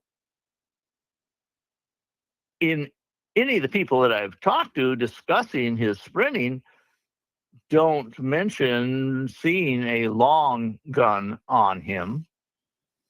So I'm wondering where the shotgun was. The film is so grainy; it's hard to tell. Yeah, hard to tell. Huh? Yeah, it wasn't. He supposedly hit one agent with fire from some firearm, and it was stopped by the agent's vest. Correct. Yeah, there was one shot, so that was obviously a handgun because he had. Well, no, those vests will stop most shotgun rounds. Oh, okay. Well, and he said he liked police officers, so he was going to aim at their vest, which is really weird. But I guess that was his manifesto. I don't know. I haven't read his. I haven't read it either. But the whole thing sounds really. I mean, this guy's mentally got a problem. Well, I saw somebody who had said they interacted with his family, and they said they wondered if he might be what they call on the spectrum. Some really, really smart people. He sounds, people always denigrate the enemy, but this guy actually sounds like he's very bright, except that he got caught up in this bubble of Trump hatred based on all kinds of lies and decided to do something. But he might be Asperger's or something close to it. He was Teacher of the Year a couple years ago. Well, yeah, but I looked at some of that. It wasn't like he was a full-time teacher. He was in some sort of tutoring program or something, as I recall. And I can be wrong, and then stuff will get sorted out over time. But I do not believe he was a full-time teacher at any school. His Trump hatred was well documented. He was not bashful about that on social media. And it's sad when you have somebody who is potentially so gifted who could do so much for himself and society, and he gets caught up into this literally a mental condition. Yeah. I mean, it's hard to look at Trump objectively and what he has accomplished objectively and not say he's been a fantastic president. And it's just hard because the things he's done are amazing. I agree. I think so, and we'll see where it ends up going. I mean, we still have a lot of things to get through, like this Homo Strait and all that stuff in the Iran. Well, right, and But, I personally think Trump has got a pretty good handle on that. But the other side always gets a say. What they say in military situations, the enemy always gets a play. They get a say, and so your plans don't always work out the way you want them to. so far, I think that Trump is doing everything they don't expect. I think he's not playing into their game. He's not. Well, I think so. I think that's and that's one of the things I admire about President Trump in military matters. Is he doesn't come out and say on Thursday next week we're going to attack this particular position, we're going to use these weapons, and we'll see how it goes down. More briefing just before the attack. It's just nonsense. He keeps strategic and tactical ambiguity to keep the opposition dancing around, not knowing what he's going to do next. But if he says he's going to attack, the chances are you better expect something. I don't know what. Oh, yeah. Something's going to happen. That's part of this whole thing is you have to actually attack at times to keep your credibility up. Yeah. Sometimes I think Trump may be erring on the side of being too nice because he doesn't want to hurt innocent Iranians. And so he has not bombed their power plants and bridges and stuff like that. And we will see what happens. I have been pleasantly surprised with Trump's ability to operate as Supreme Commander of U.S. forces, the Commander in Chief, as it says in the Constitution. And I think he's doing a better job than most. I am trying to think of anybody that I think has done better than him.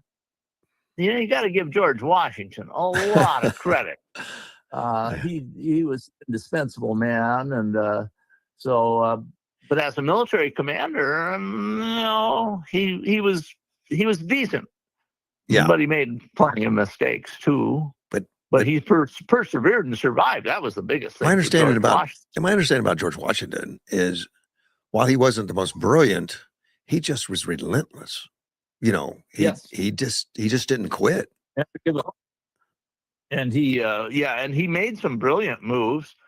When I look, and gosh, I'm just a retired guy who was an officer for a while, and so what do I know about ultimate command at those very high levels? But when I look at my training, it seems to me that several of George Washington's plans were just too complicated. Because the more complicated a plan becomes, the easier it is for some part of the plan to fail. And so you want simple plans. He was a general, put himself out front. He was. I mean, how many horses did he lose? I know he had horses shot out from under him. Quite a few. But he also. I don't know if he was quite at the front of every battle, but he certainly was not willing. He wasn't unwilling to risk his personal self. No. But his men recognized that, and they didn't want him going out there. He said, "No, you're too valuable." Well, he also led. He's the only president to have led troops in battle, and he went to go Whiskey Rebellion. He led the troops to go stop that, put that nonsense down. The very start of the Republic. Yeah, that's kind of interesting. Yeah, that was absolutely imperative that he do that. That was a threat to the Republic, and it worked. And he was brilliant in doing it. Did you know that he was also a buffalo hunter? I did not. I didn't either. I just read an article the other day, and in 1770, Washington was a land speculator. That was one of his main avocations. Of course, he was a surveyor, and a surveyor and a land speculator kind of go together. And he was off in, I think it was Kentucky, looking at some property. Large tracts were relatively cheap back then. He was looking at possibly buying some, and they needed meat. And he met an old friend who was an Indian chief that had fought with him in, I think, the French and Indian War in 1753. And that guy gave him a quarter of what he said was good buffalo meat. But during that expedition, Washington, and I think maybe another one or two, anyway, they killed 6 buffalo for provisions during that expedition, because there were still buffalo in Kentucky at that time. When I think of Teddy Roosevelt with that, Yeah. Well, I mean, that guy was he was an outdoorsman. He was a hunter. Trump, even though he's not an outdoorsman or a hunter, reminds me a lot of Teddy.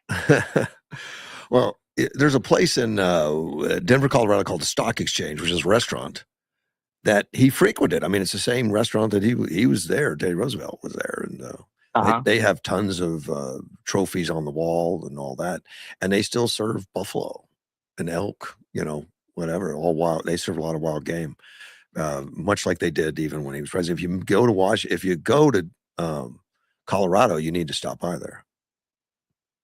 And okay, that was one of Roosevelt's haunts. The Stock Exchange. And Roosevelt, amazing guy, just for his accomplishments. Yeah, they were different than President Trump. I mean, Roosevelt was a very accomplished writer. Oh, he was a nerd. Very accomplished hunter. Yeah. A lot of people don't realize he was also an explorer. He explored one of the major rivers, I think the Orinoco, in South America, and almost died.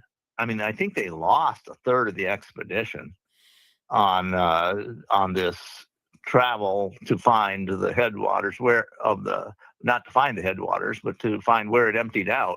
And it turned out it ran into the Amazon eventually. But he wrote up his accounts, and it's just harrowing. And mostly the danger was starvation and exposure. They ran out of food, and there wasn't any game around, and no friendly tribes, and it was a very, very rough time. And he managed to survive, but not by a lot. And that was after he was president. Oh, really? Yeah. And he also went on Africa on a big safari after he was president, and collected all kinds of game animals for the Smithsonian, as I recall. Didn't he become a police officer like in North Dakota or something like that? No, he wasn't a police officer, but he had a couple of people who were, on maybe the wrong side of the law, steal a boat that he and some people had made so they could cross the river that he was on easily. And he said, well, you can't let people steal from you out here and get away with it, or everybody starts doing it. So he and some other people tracked down these people who had stolen the boat. And it was very cold. It was in the fall of the year, as I recall. And he held them at gunpoint on buckboard. They managed to took him back to for trial. And when they did that, the talk around the local area said, why you got all that trouble to bring them back here? Why don't you just string them up where you found them? Well, he did. And it was a very difficult thing. And they were sent to prison. And one of them, I think he was in prison for a long time. I imagine the stealing probably what today would be $100 item, and going to prison for like 8 or 10 years. And then the guy got out of prison, and he had some correspondence with Teddy Roosevelt in prison, not much. He got out and he wrote a letter to Roosevelt and saying, thank you for straightening me out. Wow. I looked it up real quick, and apparently he was a sheriff, though. He was a deputy sheriff in Billings County, North Dakota. He might have been elected sheriff. I don't recall that, but it's certainly plausible. He was a can-do kind of fellow who always jumped in the middle of things and got things done. Wow. Yeah, there's a lot I liked about him. He was a little the things I dislike about him is that he just kept the U.S. into whatever war popped up. He thought the U.S. should be involved in. It seems like certainly World War I. Yeah. He thought we got into a lot earlier, and he his son, one of his sons, died in World War I as I think a captain. I think it was in the Air Corps, but I'm not 100% sure. Might not have been. And so, he had some bad losses, and he was not a long-lived president. I think he died at like 65 or 66. Oh, I have no idea. So I know they put him as vice president. They wanted to put him as vice president to get him out of the way because vice presidents weren't very right. They weren't very noticed. And of course, somebody shot McKinley, and all of a sudden he's president. And then he got reelected. Yeah. But then he tried to run for, I guess, a second and a half term or something, and he split the Republican ticket, and then we got one of the worst presidents, in my opinion. Yeah. Woodrow Wilson. Yeah, he's responsible for that with the Bull Moose Party and all that. Yeah. Right. I cannot look at Teddy Roosevelt and not admire the guy. I mean, he just accomplished a tremendous amount. He was erudite. He was an excellent author. He was Harvard graduated. He was a man of his times, which means that he fell prey to the prejudices and mistaken belief structures that existed then, just as we are falling prey to the prejudices and mistaken belief structures we have today. Yeah. Harder for you to recognize when you're inside of it. He was a brilliant guy. Something else. Well, now, in accomplishments, I have to say that President Trump has tremendous accomplishments. He didn't explore in South American River or go to Africa, but look at the buildings he has built. Tremendous accomplishments. Oh, I probably one of the most accomplished people around that you would ever want to meet. But the amount of hatred towards him is just off the charts, mind-boggling. It is, and I can't say that I am a fan of his the way that he speaks, but it works. I try to judge things by results, not by exterior appearances. And while I'm not a fan of his speech style, he gets fantastic results with it. So bully, more to him. Yeah, he's one of the more noteworthy presidents, though. I mean, he even thinks he should be on Mount Roosevelt. Mount Rushmore. The history of the future is yet to be written, as I hear, and he is a consequential president. I think, unless somebody, one of these assassination attempts succeeds, he will likely go down as one of the most consequential presidents we have had, and we'll just have to wait to see. With any luck, both of us will live long enough to see what's going on maybe 10 years from now. Well, I think you're right, but I think the left looks at that and says, oh my God, we've got to stop him.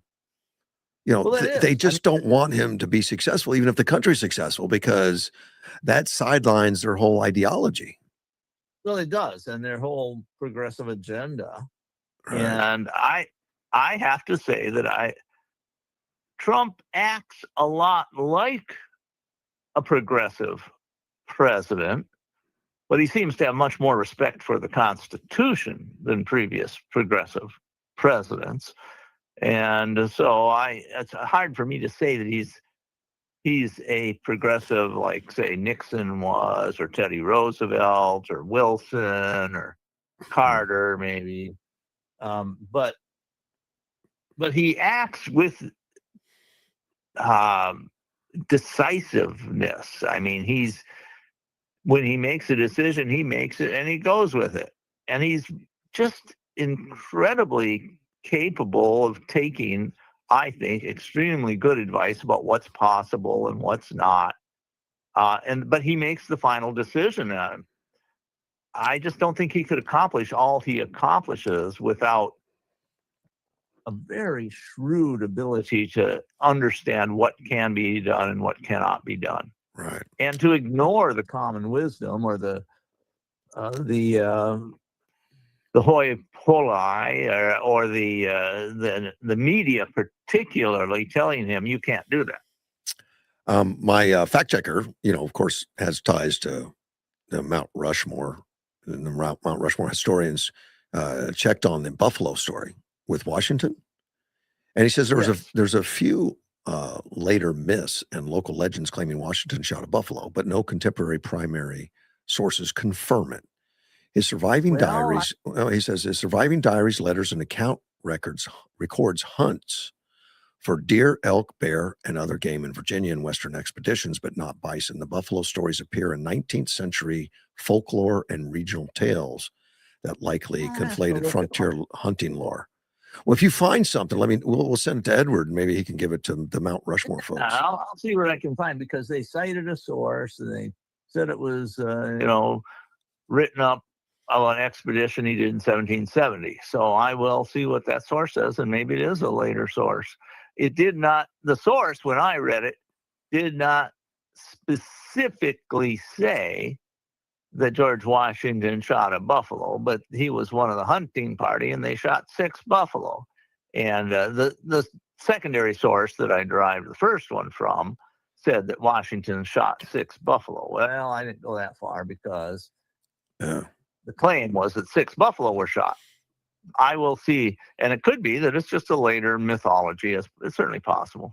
He could have been the guy that stood up and screamed, "I got it," I don't know. Well, that's possible, or it's possible. I'll have to look. I was surprised because I hadn't heard it before, but I will check. And Edward did send me a graphic of what Mount Rushmore looks with Donald Trump added right next to Lincoln, which I know I've seen that. I've seen that before. I don't know how serious Trump is when he talks about that stuff, but I don't think that'll ever happen. I think you're not going to have a president. Now, I guess if anybody could get away with it, Trump could. But nominally, you wouldn't. A sitting president wouldn't have his. His be sculpted on Mount Rushmore. Usually, it would happen later. I think they've passed some laws stopping some of this stuff of engraving on the side of mountains. I don't remember where or when, but I remember reading it at one time. Yeah, possible. Yeah. All that stuff can be changed, So I think Trump's greatest legacy is not going to be some statue somewhere, but what happens with the country. I think we are starting a golden age. Well, we've been in kind of a golden age for a while, I would say, but so many people seem to believe that the decline of America was inevitable and we just have to manage the decline. And Trump jumped in and said, no, we don't have to decline. We've got all kinds of great times ahead of us. And he showed it could be done. Yeah. And I think it'll happen, barring some really bad war or something. Things can happen. Asteroid could hit the Earth. Maybe North Korea could launch several EMPs. Highly unlikely. Maybe a little more likely than an asteroid, but all kinds of bad things can happen. So you can never say for certain. But I suspect we are in for a golden age for maybe another 50, maybe 100 years. Who knows? Yeah, I hope you're right. I think I'd like to see us really turn it on and do what we're capable of instead of all this craziness that's going on. And frankly, I never would have believed that we could put stuff into orbit as cheaply as Elon Musk is showing we can. And that's part of this golden age. And then the potential on Earth, autonomous vehicles are right on the edge. I mean, there's some that are actually operating in cities without supervision. In Austin, Texas, for certain, and you have the Waymos, which I don't think they're quite as capable of being scaled as rapidly as Tesla, but they're out there. Oh, they're not. And so all of that, I mean, I think it's probably 50-50 that within 2 years I could buy an autonomous vehicle, and then I could have a robot chauffeur for some amount of money. You can drive for many years after you've lost that ability. You still travel. Well, I have a colleague of mine who's I've written a couple stories. He's blind. He's blind since he's 10 years old. Mhm. He'd love to have an autonomous vehicle to take him around. It would open the world up to him so much better than constantly having to find somebody else to drive him someplace he wants to go. Certainly would. Buddy, I need to take a break. I appreciate the call. Thank you so much. You're welcome. I'll see you on Wednesday. See you on Wednesday. All right. Bye-bye. Bye. And with that, I do need to take a break. And we'll be right back. If I can figure out how to get there.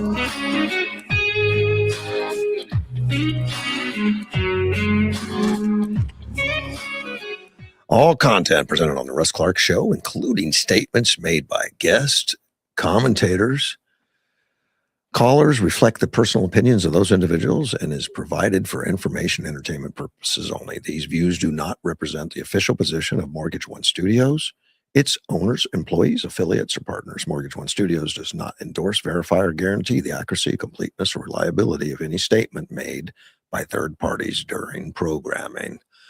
Let me see, I'm back. I need to, there we go, get the commercial off. Where it says commercial break off there. If I can find that. There we go. I had to get more coffee. Say hello to Mortgage One real quick. I want to talk about aliens. Phone lines are open. 928-941-0304. I had a couple calls while I was on break, it looks like. Mike Dovey calls. I'll call him back. See what he's up to. I wanted to talk about illegal immigration for a minute. I'll call him on the air and see if he answers. On illegal immigration, aliens. Representative Tim Boucher, talking in an interview, believes aliens exist, which I found interesting. I don't think Dovey's going to answer.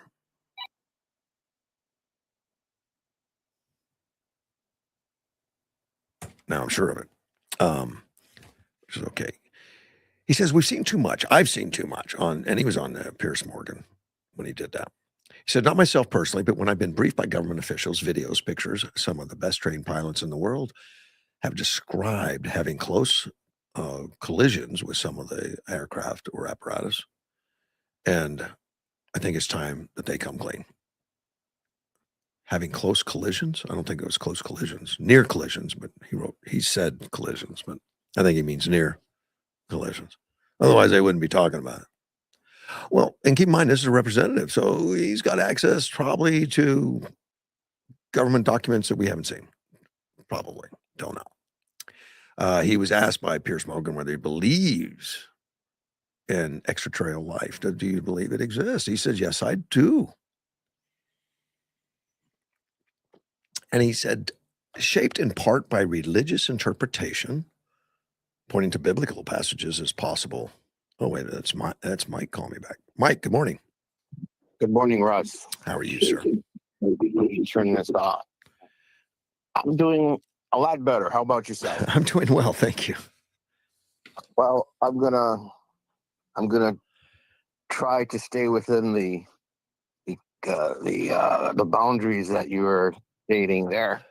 Oh. I think you and your friend from Wisconsin, I keep forgetting his name. What is it? Dean Weingarten. Yeah. I've got something wrong about Trump when you compare him to Nixon and you compare him to Roosevelt. Trump is a businessman, right? Pure and simple.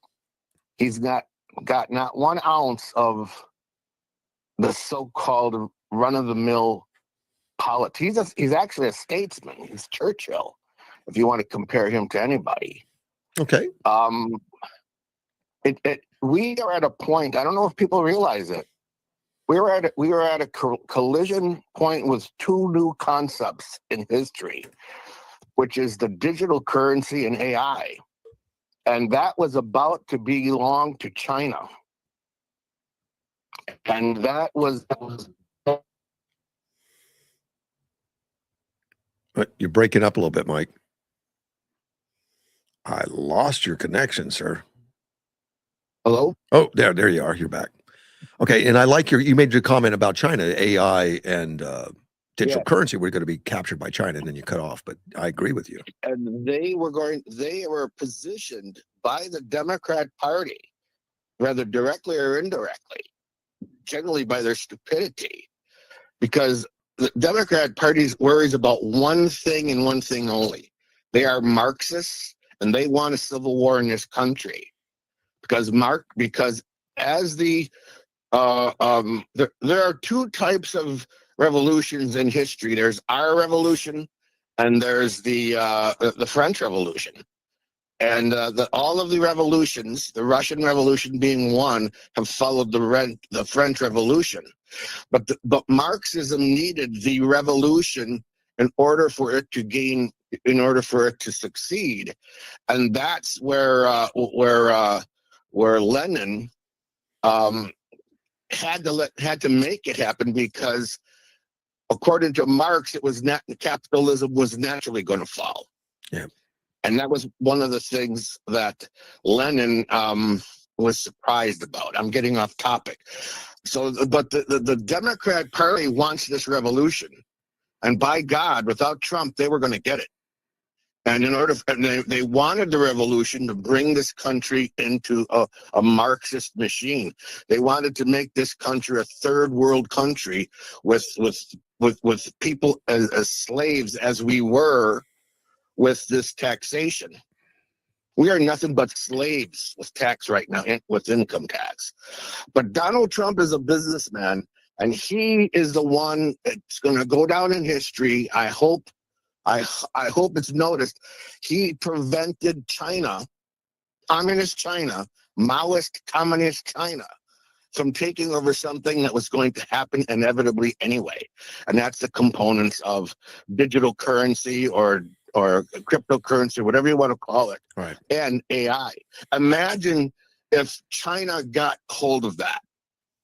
Reagan made a statement that if Russia would have gotten the bomb before we would, Russia would have used that bomb. Unfortunately, we had to use it on Hiroshima and Nagasaki to show the world what this thing was about. But Russia would have used it on everything, as Iran was going to use it. So this man did three things. He stopped Iran from getting the bomb. And who's going to rebuild Iran? Huh.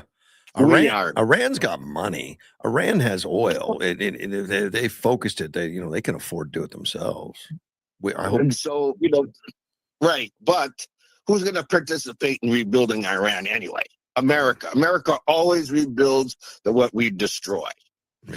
And so when you look at Trump, he's a businessman, and he has life after presidency, and he wants a world where his businesses thrive. When you look at a building, a big high-rise building, and you look at all the windows. Who's ever a window manufacturer, that's gold. Who's ever the bolts and the screws and the putty that goes into building a structure like that, that's gold. That's what he understands. You hear him talk about all the time. He likes the sound of construction. That's in his bones. Right. When you look at people like Roosevelt. From a little boy, he wanted to be a trophy. He wanted all of this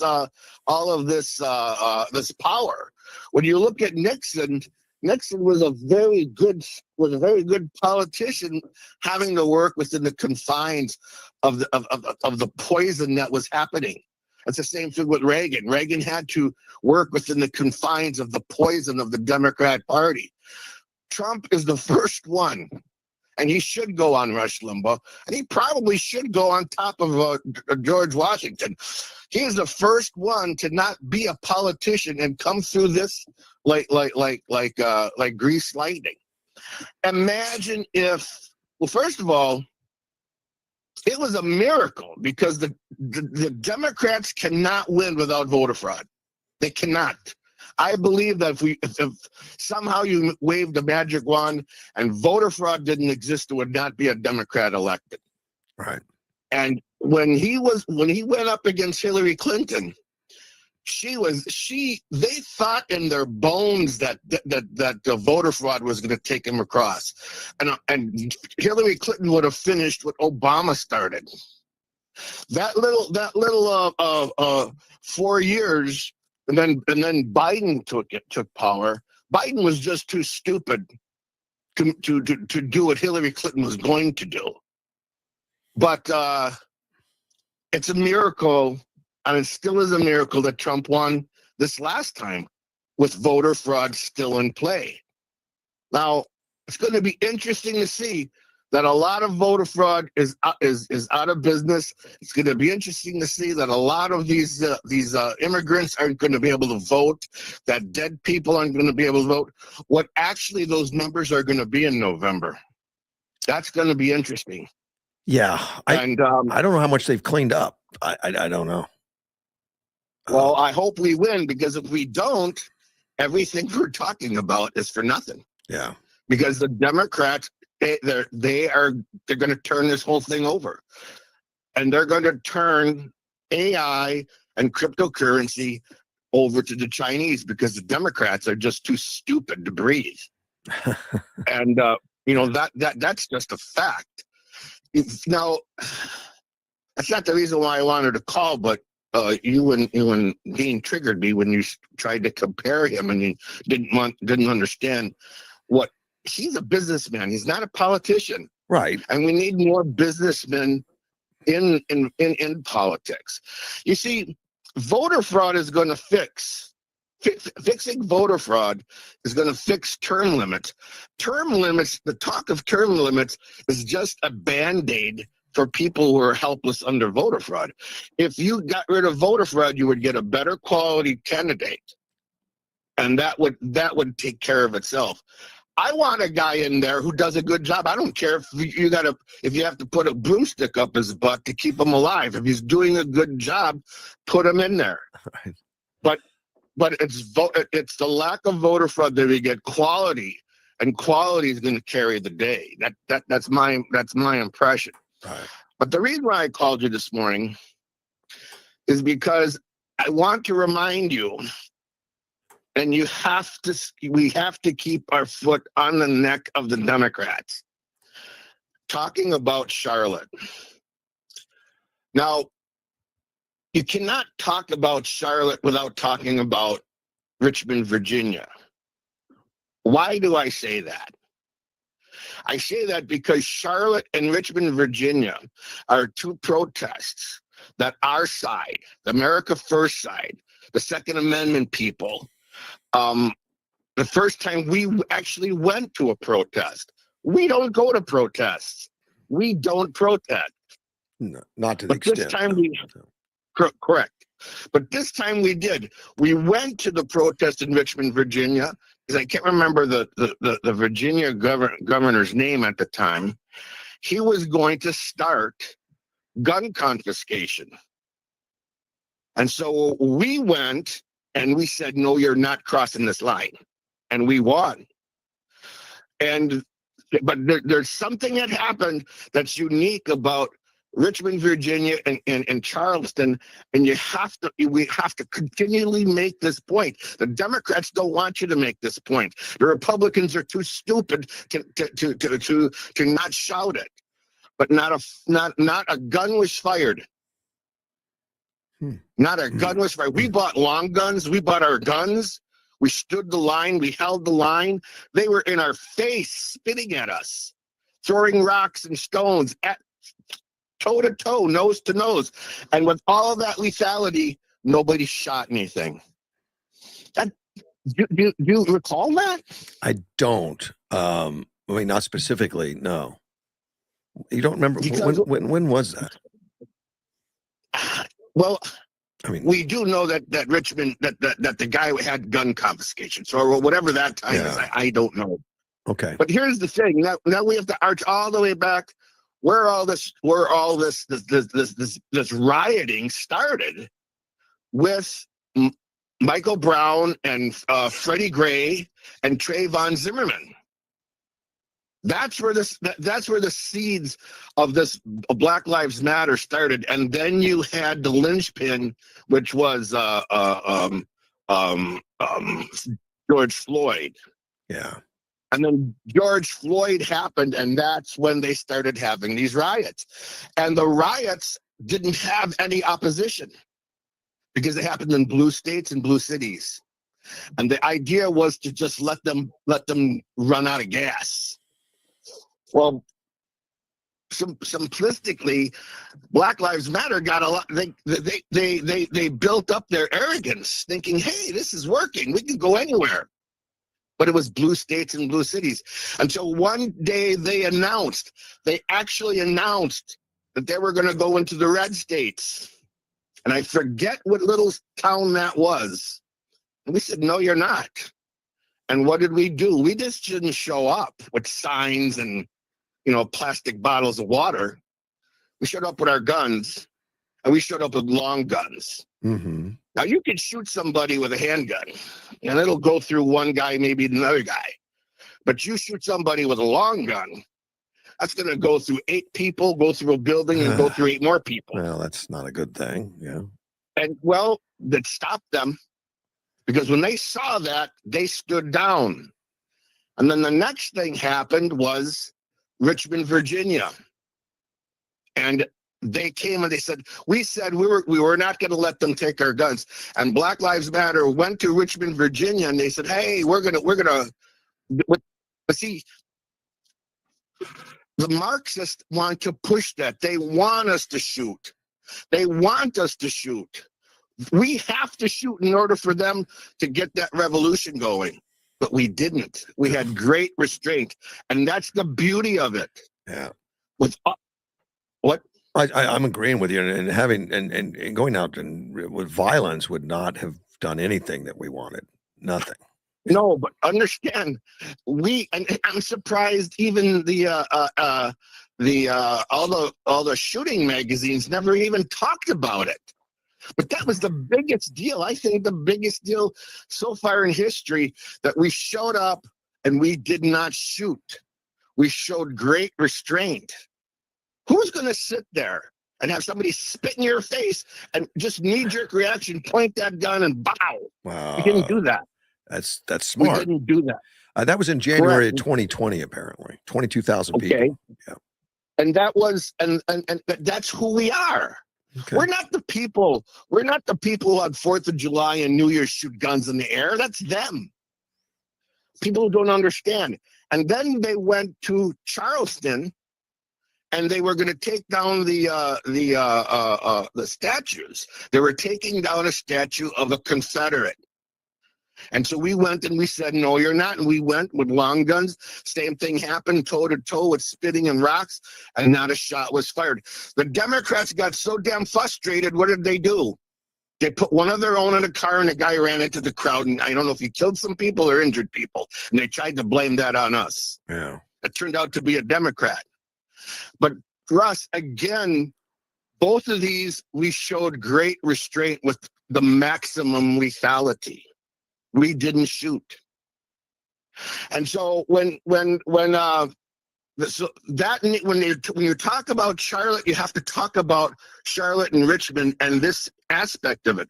Then you can talk about what Trump said, and Trump was talking about the Confederate generals. There were good guys on both sides. Who's going to say that Lee was a good guy?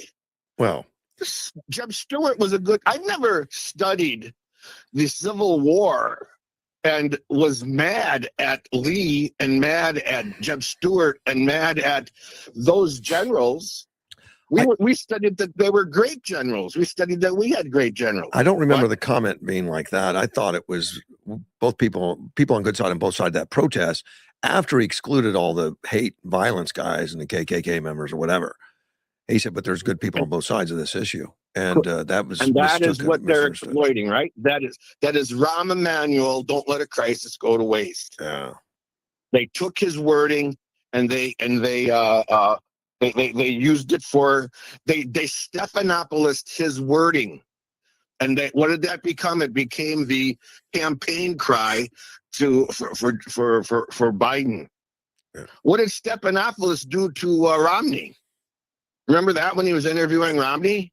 I don't. And he asked Romney this off-the-wall question, and you could see in his face, because, you know, obviously the camera's on him. What are you asking me this question for? It was about the dog. Mm.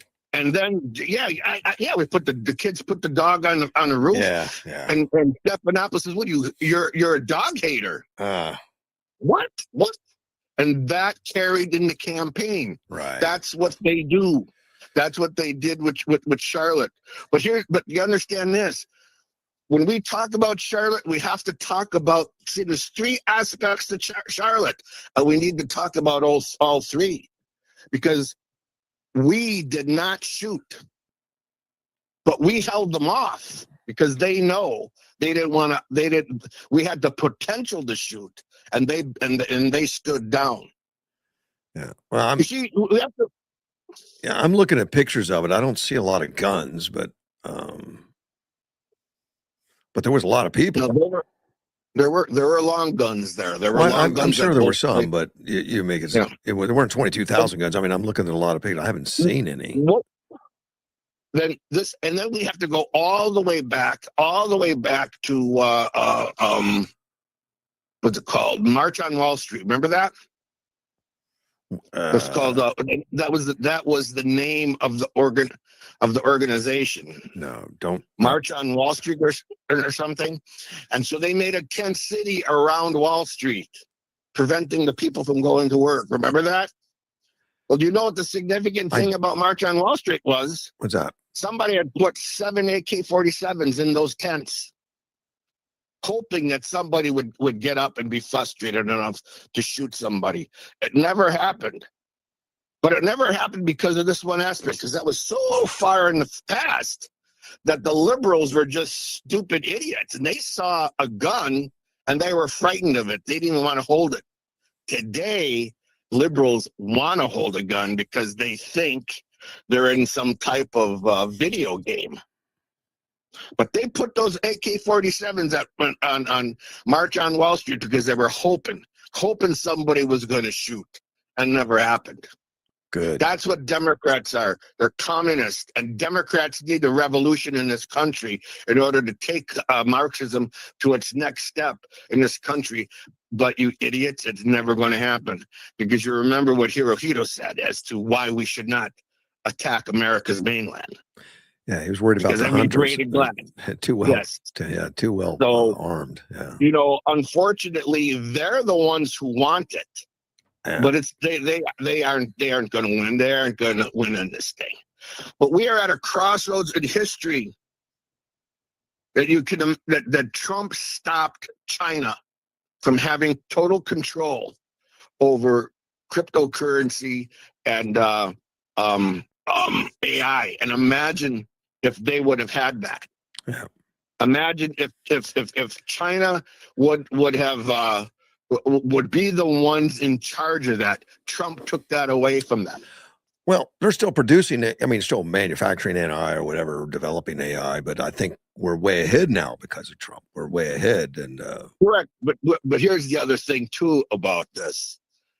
He's trying to bring manufacturing back to this country. Yeah. But we have a manufacturing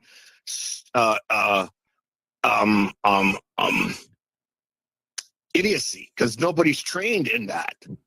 So you have to do two things. Yeah, right. In some areas, you're right. Some areas you have to bring the knowledge up, plus the factories. Right. And you have to build the factories.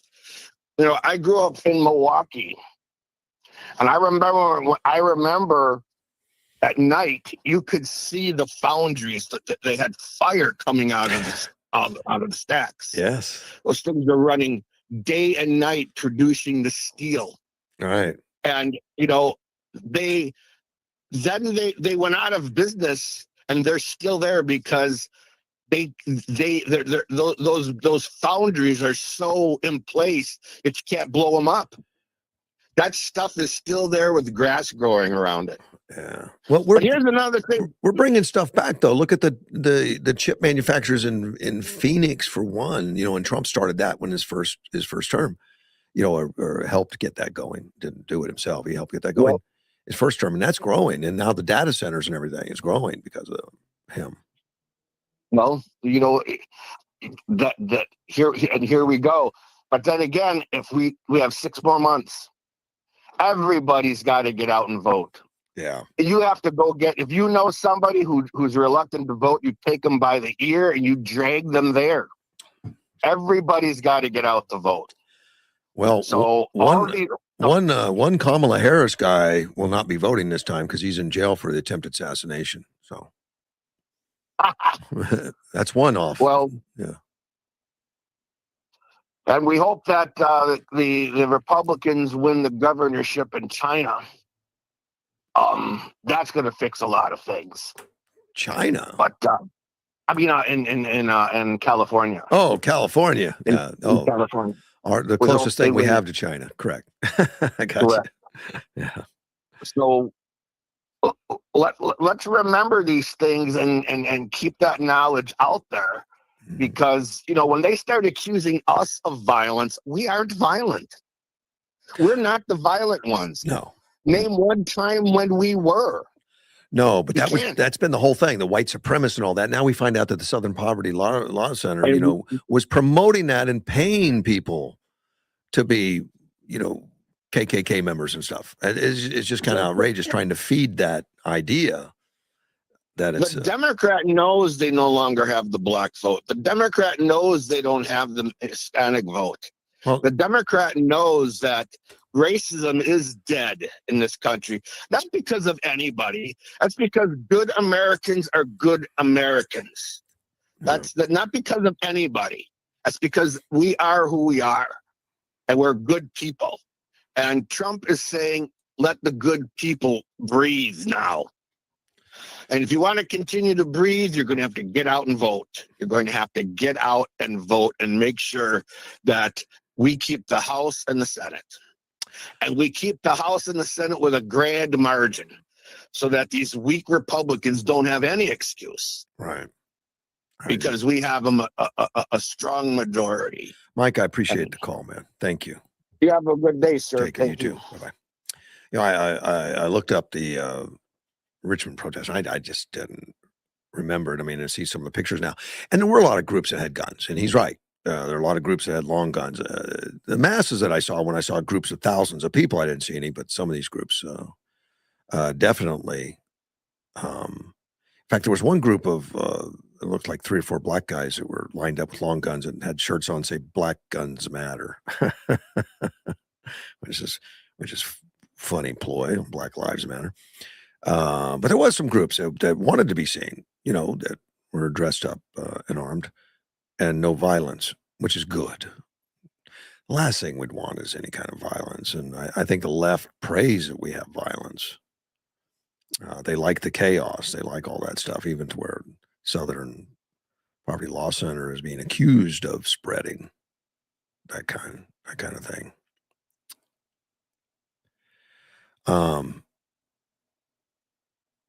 Ed, my fact checker said there's no reliable evidence that any Japanese World War II leader or official said a gun behind every blade of grass. The quote is commonly and likely incorrect, attributed to Admiral Izuku Yamamoto in Anglophone gun rights and popular accounts, but historians and contemporary sources have found no primary documentation of him or other Japanese official using that phrasing during World War II. It was Andrew Jackson who attributed to stating that in American society there is a gun behind every blade of grass. He was speaking of the southern states at the time.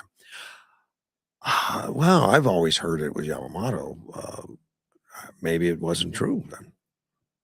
That Edward, he has to be so precise.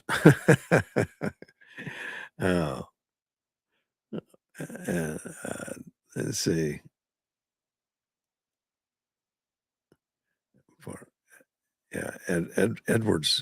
Edward back. I mean, he checks things. He's one of those guys that, when you get a new app for your phone or something, and then there's this legalese that you have to agree to. He actually not just reads it; he studies it. He knows before he signs. I don't know many people like that. There's a few, But they do. I look at it and say, well, I'm not going to get it without agreeing to it. If I don't like it, I'll cancel it. No, Edward's a little smarter than that, unfortunately. I don't, unfortunately. I should. The Tim Burchett, I started talking to him about UFOs, and he's a representative, so he has access to a lot of stuff, but he's never seen one personally. He's never done that, but he's listened to enough stories and seen enough that he thinks it is. And Pierce Morgan was interviewing him. He said, so I guess the more difficult question for you is you've seen and heard about what we would describe as phenomenal, but it's unexplained phenomenon. Have you ever seen any cold, hard, irrefutable factual evidence to support alien life? Something that Edward would agree to. And he said, I've seen a craft. He said, I have seen a craft or anything fly over me. I think that was unidentifiable. No, sir, I have not personally. I have to question why a pilot, some of the best in the world, would risk their reputation coming forward and telling me this stuff. And that has happened a lot. We've had that. Let's take a phone call. Sandy, good morning. Good morning. How are you? Doing well. And yourself? Doing good. I'm a little chilly. I'm going to be burning up soon, but I feel cold. Oh. Yamamoto was probably quoting Andrew Jackson because he probably knew our history. I'm trying to be funny in case he wants to fact check that. You're saying this, but I wouldn't be surprised. Does everyone realize that DHS is still not funded and that those Secret Service agents haven't been paid in months, and yet they're still working? And there's been a lot of criticism about, security. I like Bongino said something about a box approach, layered approach is the way I heard it from somebody else. And Trump was happy because they caught the guy. And we'll just have to see. And I totally agree with President Trump that it's the consequential presidents they seem to go after. And it seems to be, like your previous caller, it's a Democrat Party problem. Michael Flynn put out a picture when Democrats don't, and I think I shared it with you. I'm not positive though. When things aren't going the way Democrats want, this is what they do. And it showed Booth shooting Lincoln. Oh, so yeah, I saw that. They do seem to have a violent nature, and they keep promoting it, and then they'll come out and say, oh, we're against political violence, but they keep promoting it, and they think they're going to win the midterms. So, but people need to understand we can't have what the Democrats are doing. They want ICE to not have facial masks because they don't want ICE to be protected or their families to be protected. Right. So that they'll quit and we can't deport illegals. They really don't want illegals deported. Right.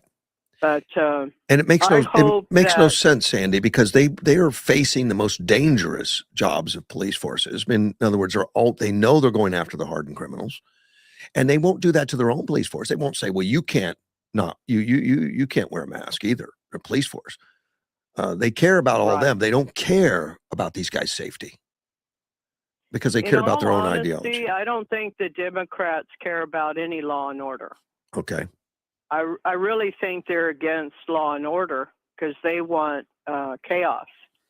Yeah. And it's sad because I was talking to my husband this morning. I said, what I'm seeing, put out there is we've got people that are crazy and some of them are self-identifying as teachers saying that this was just fake. It was a phony. It wasn't real. Yeah. And then we have others out there, some of them self-identifying as teachers, which really worries me, saying, well, we need to get him. It's too bad he missed him. So my goodness, we've got a lot of crazy people. And how do you fight that? It's like they're being cheered on. Even Van Jones, I saw a clip from him, is concerned because that guy that was shot in the back, who was a CO or something in New York, right. The shooter was treated like a hero. Yes. And he's wondering if this guy's going to be treated like a hero. Man, I hope not. We've had enough of that kind of crap. Is it the parents? What in the world happened that we have so many, and a lot of them are young people that are crazy? They act like they're crazy. Yeah. Well, that guy that shot the businessman in the back, apparently women swoon over him because he's good looking. Oh Yeah, he's good looking, so he ought to be let go. It's just kind of nuts. Doesn't say much for that type of woman. No. Who's not very discerning. No. But unfortunately, that they seem to be a bigger problem than even men. A lot of, for instance, black men see what's going on and understand it better than black women. I don't know why. Other than black women, a lot of them receive welfare.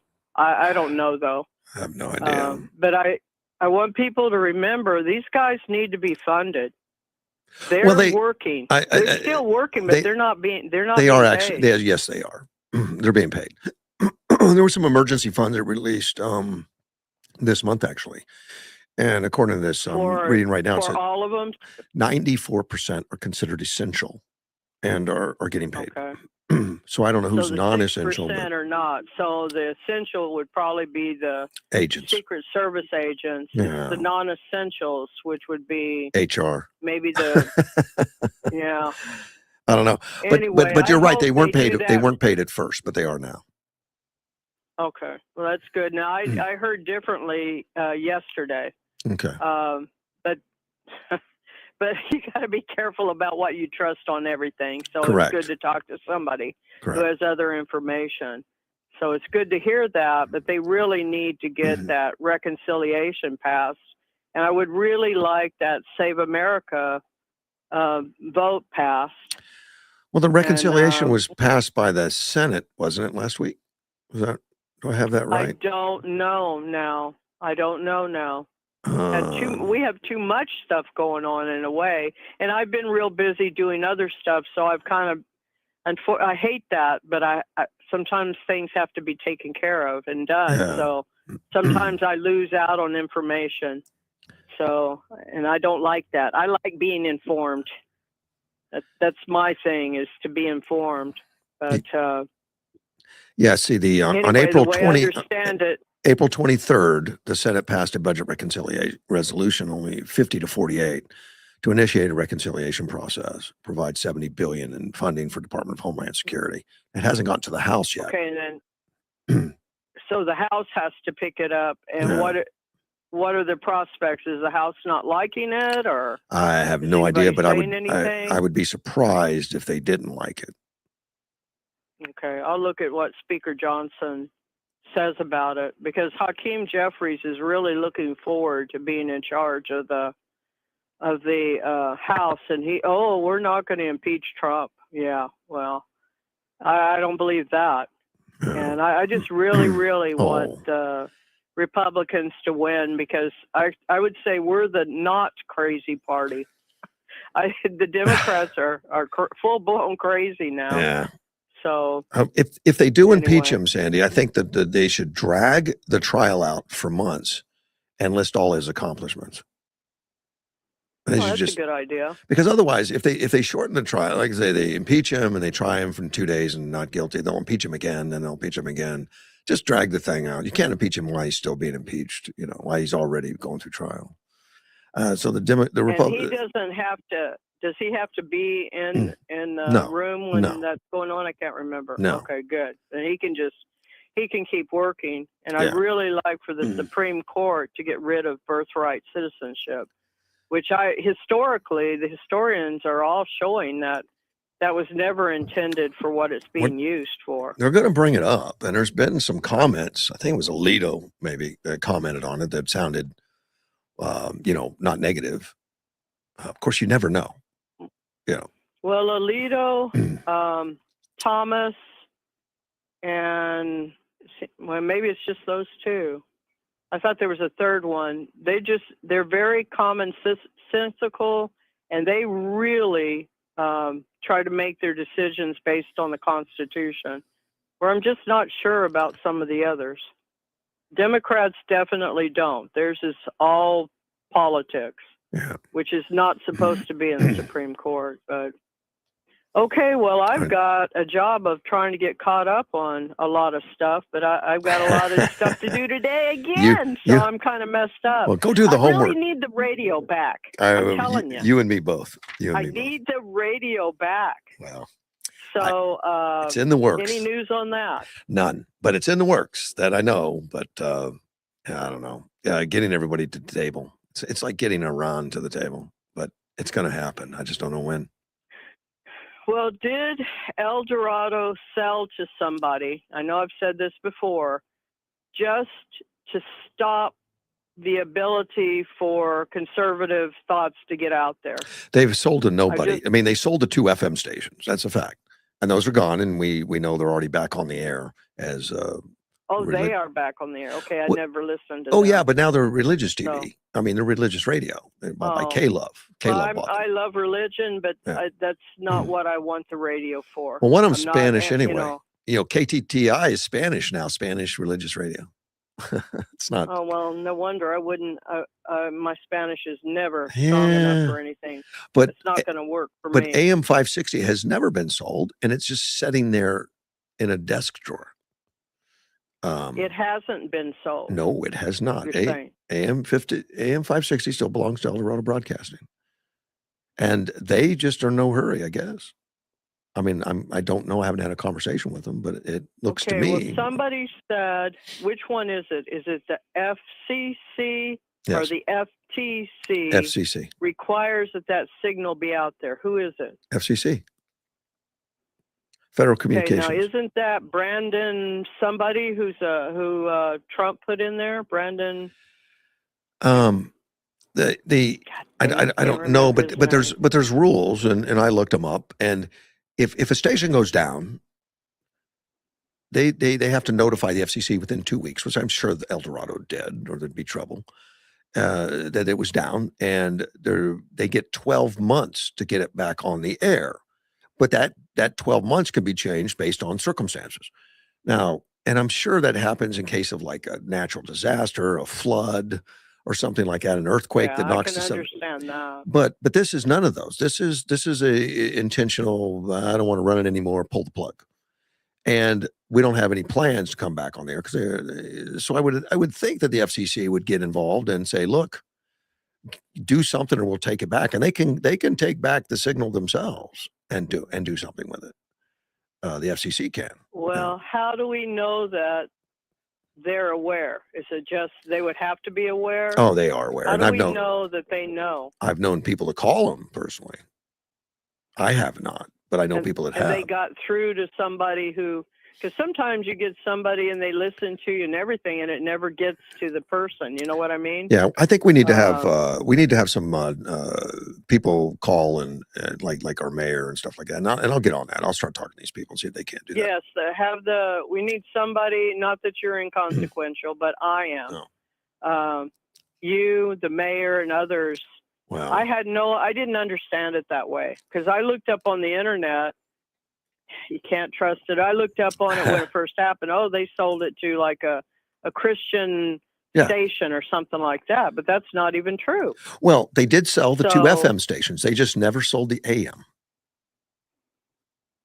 The 2 FMs were sold. So have they done that all around the country? Because they're probably pretty big. No. Are they just trying to shut down conservative talk radio? That is a good question, and that's not out of the question.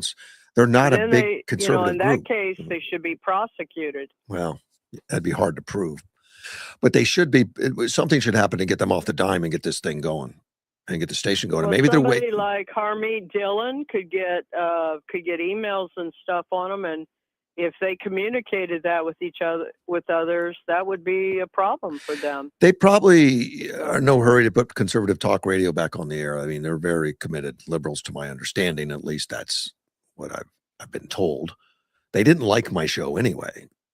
At times they talked about. I'm sure they didn't like Sean's and no, probably all not. the others. I can't think of them. Even back, I'm sure they didn't like any of them.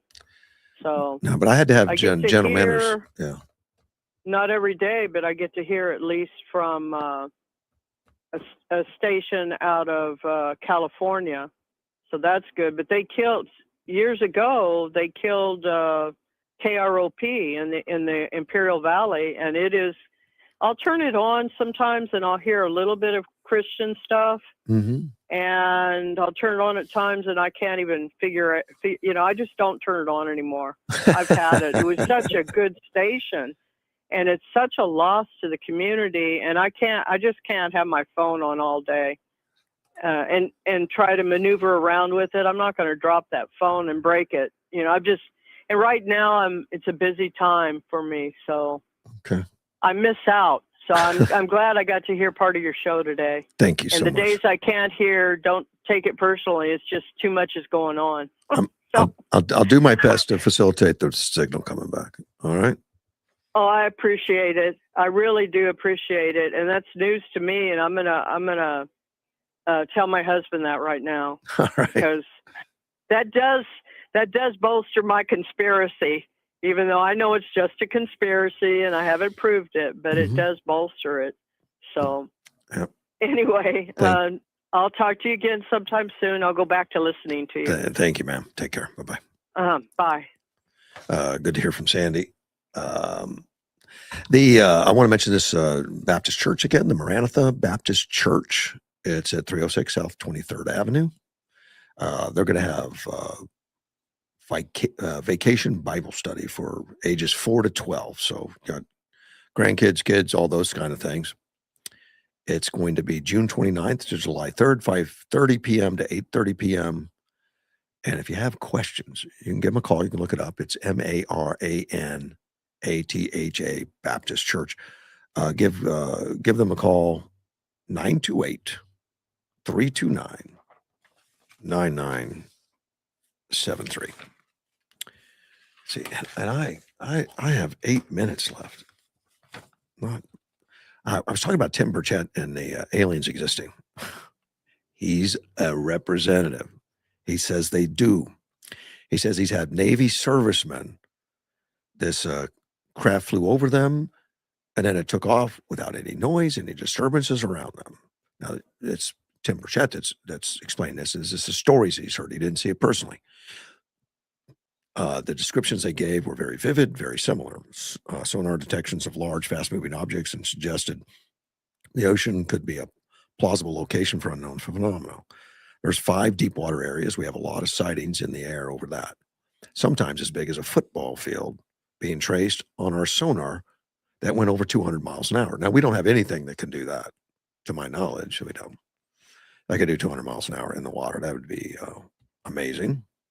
When they make a sighting like this, they're pulled off the line and they will get a psych evaluation, which is interesting. I guess I didn't really realize that. Maybe they would keep their mouths shut after that. Once that gets out, you say you see a UFO, you're going to get a psych evaluation.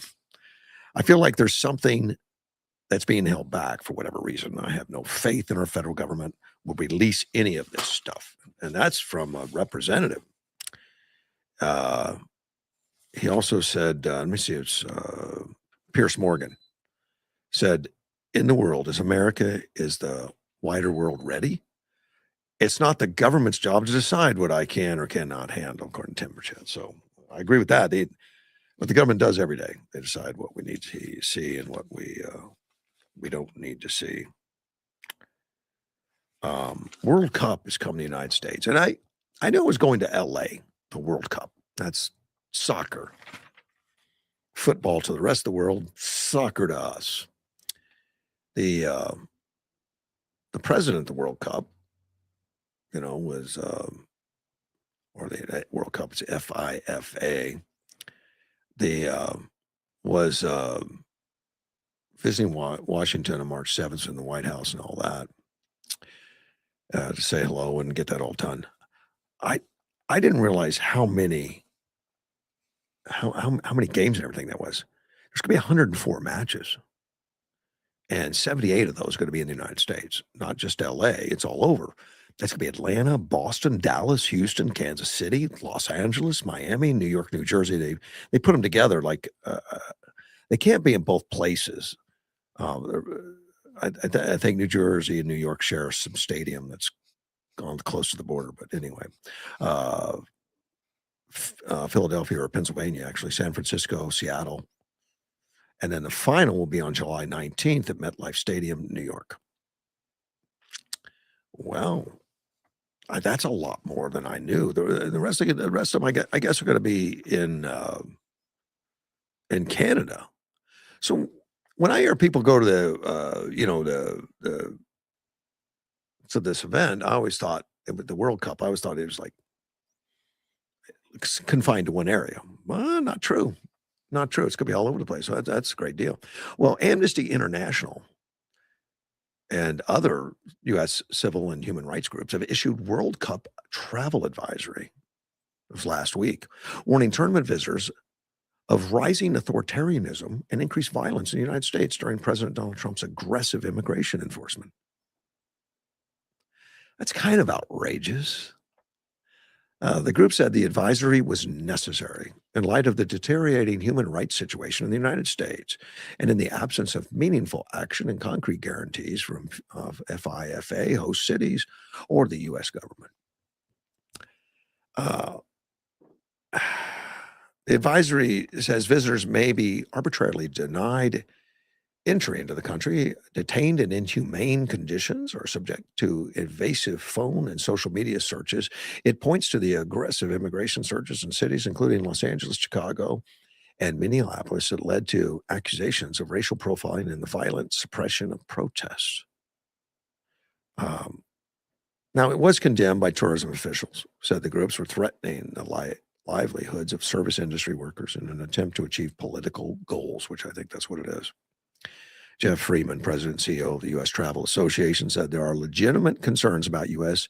entry policies, but they're being blown out of proportion. There were 67 million international travelers to the United States last year. The notion that visiting America poses a meaningful safety risk is not a good faith warning. It's a political tactic designed to cause economic harm. I wonder if they gave those same advisories to Russia and other places this World Cup has been played. I mean, it's just kind of crazy.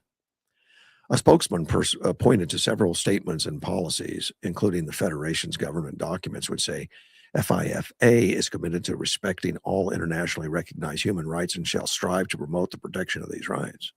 The U.S. is seen as a decline in international travelers since Trump returned to the White House last year and offended U.S. allies. I know he's offended a few of them with talks of making Canada a U.S. state, which what they're doing by saying stupid stuff like that, it was political. It is a political goal. They're mad politically because of the talks making Canada a U.S. state and taking control of Greenland and questioning the value of NATO. Well, that's not a human rights violation. That's not a human rights concern. It's politics. The tourism industry is counting on a major boost in World Cup visitors, even as Trump's travel ban for citizens of 19 countries has injected further uncertainty. Well, the travel ban, as I understand it, is for those countries that don't share information that have been noted as putting illegals into our country that were from the jails and stuff like that. And he should be banning some of those states. And I don't think those are not going to be the countries that are going to sending people to like North Korea is not going to be sending people to the World Cup, probably. Kicks off on June 3rd, so it's coming up. Spread across America, including 11 stadiums in the U.S., 2 in Canada, and 3 in Mexico. So it's going to be Canada, Mexico, and United States. And we're going to get 78 of 104. One of the countries asked for it to be moved. Their matches be moved to Mexico. I don't remember who that was. I can't remember. One of the states. It's not in this article, but one of the countries. I'm sorry, has asked to have it moved. They were denied. It is where it is. You could show or not show. It's up to you.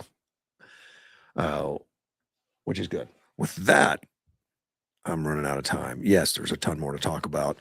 I'm gonna have to hold some of it till tomorrow, and I'll be back tomorrow. I don't know that I have a guest tomorrow. We'll see. Thanks for listening. This is Russ Clark from Mortgage One Studios.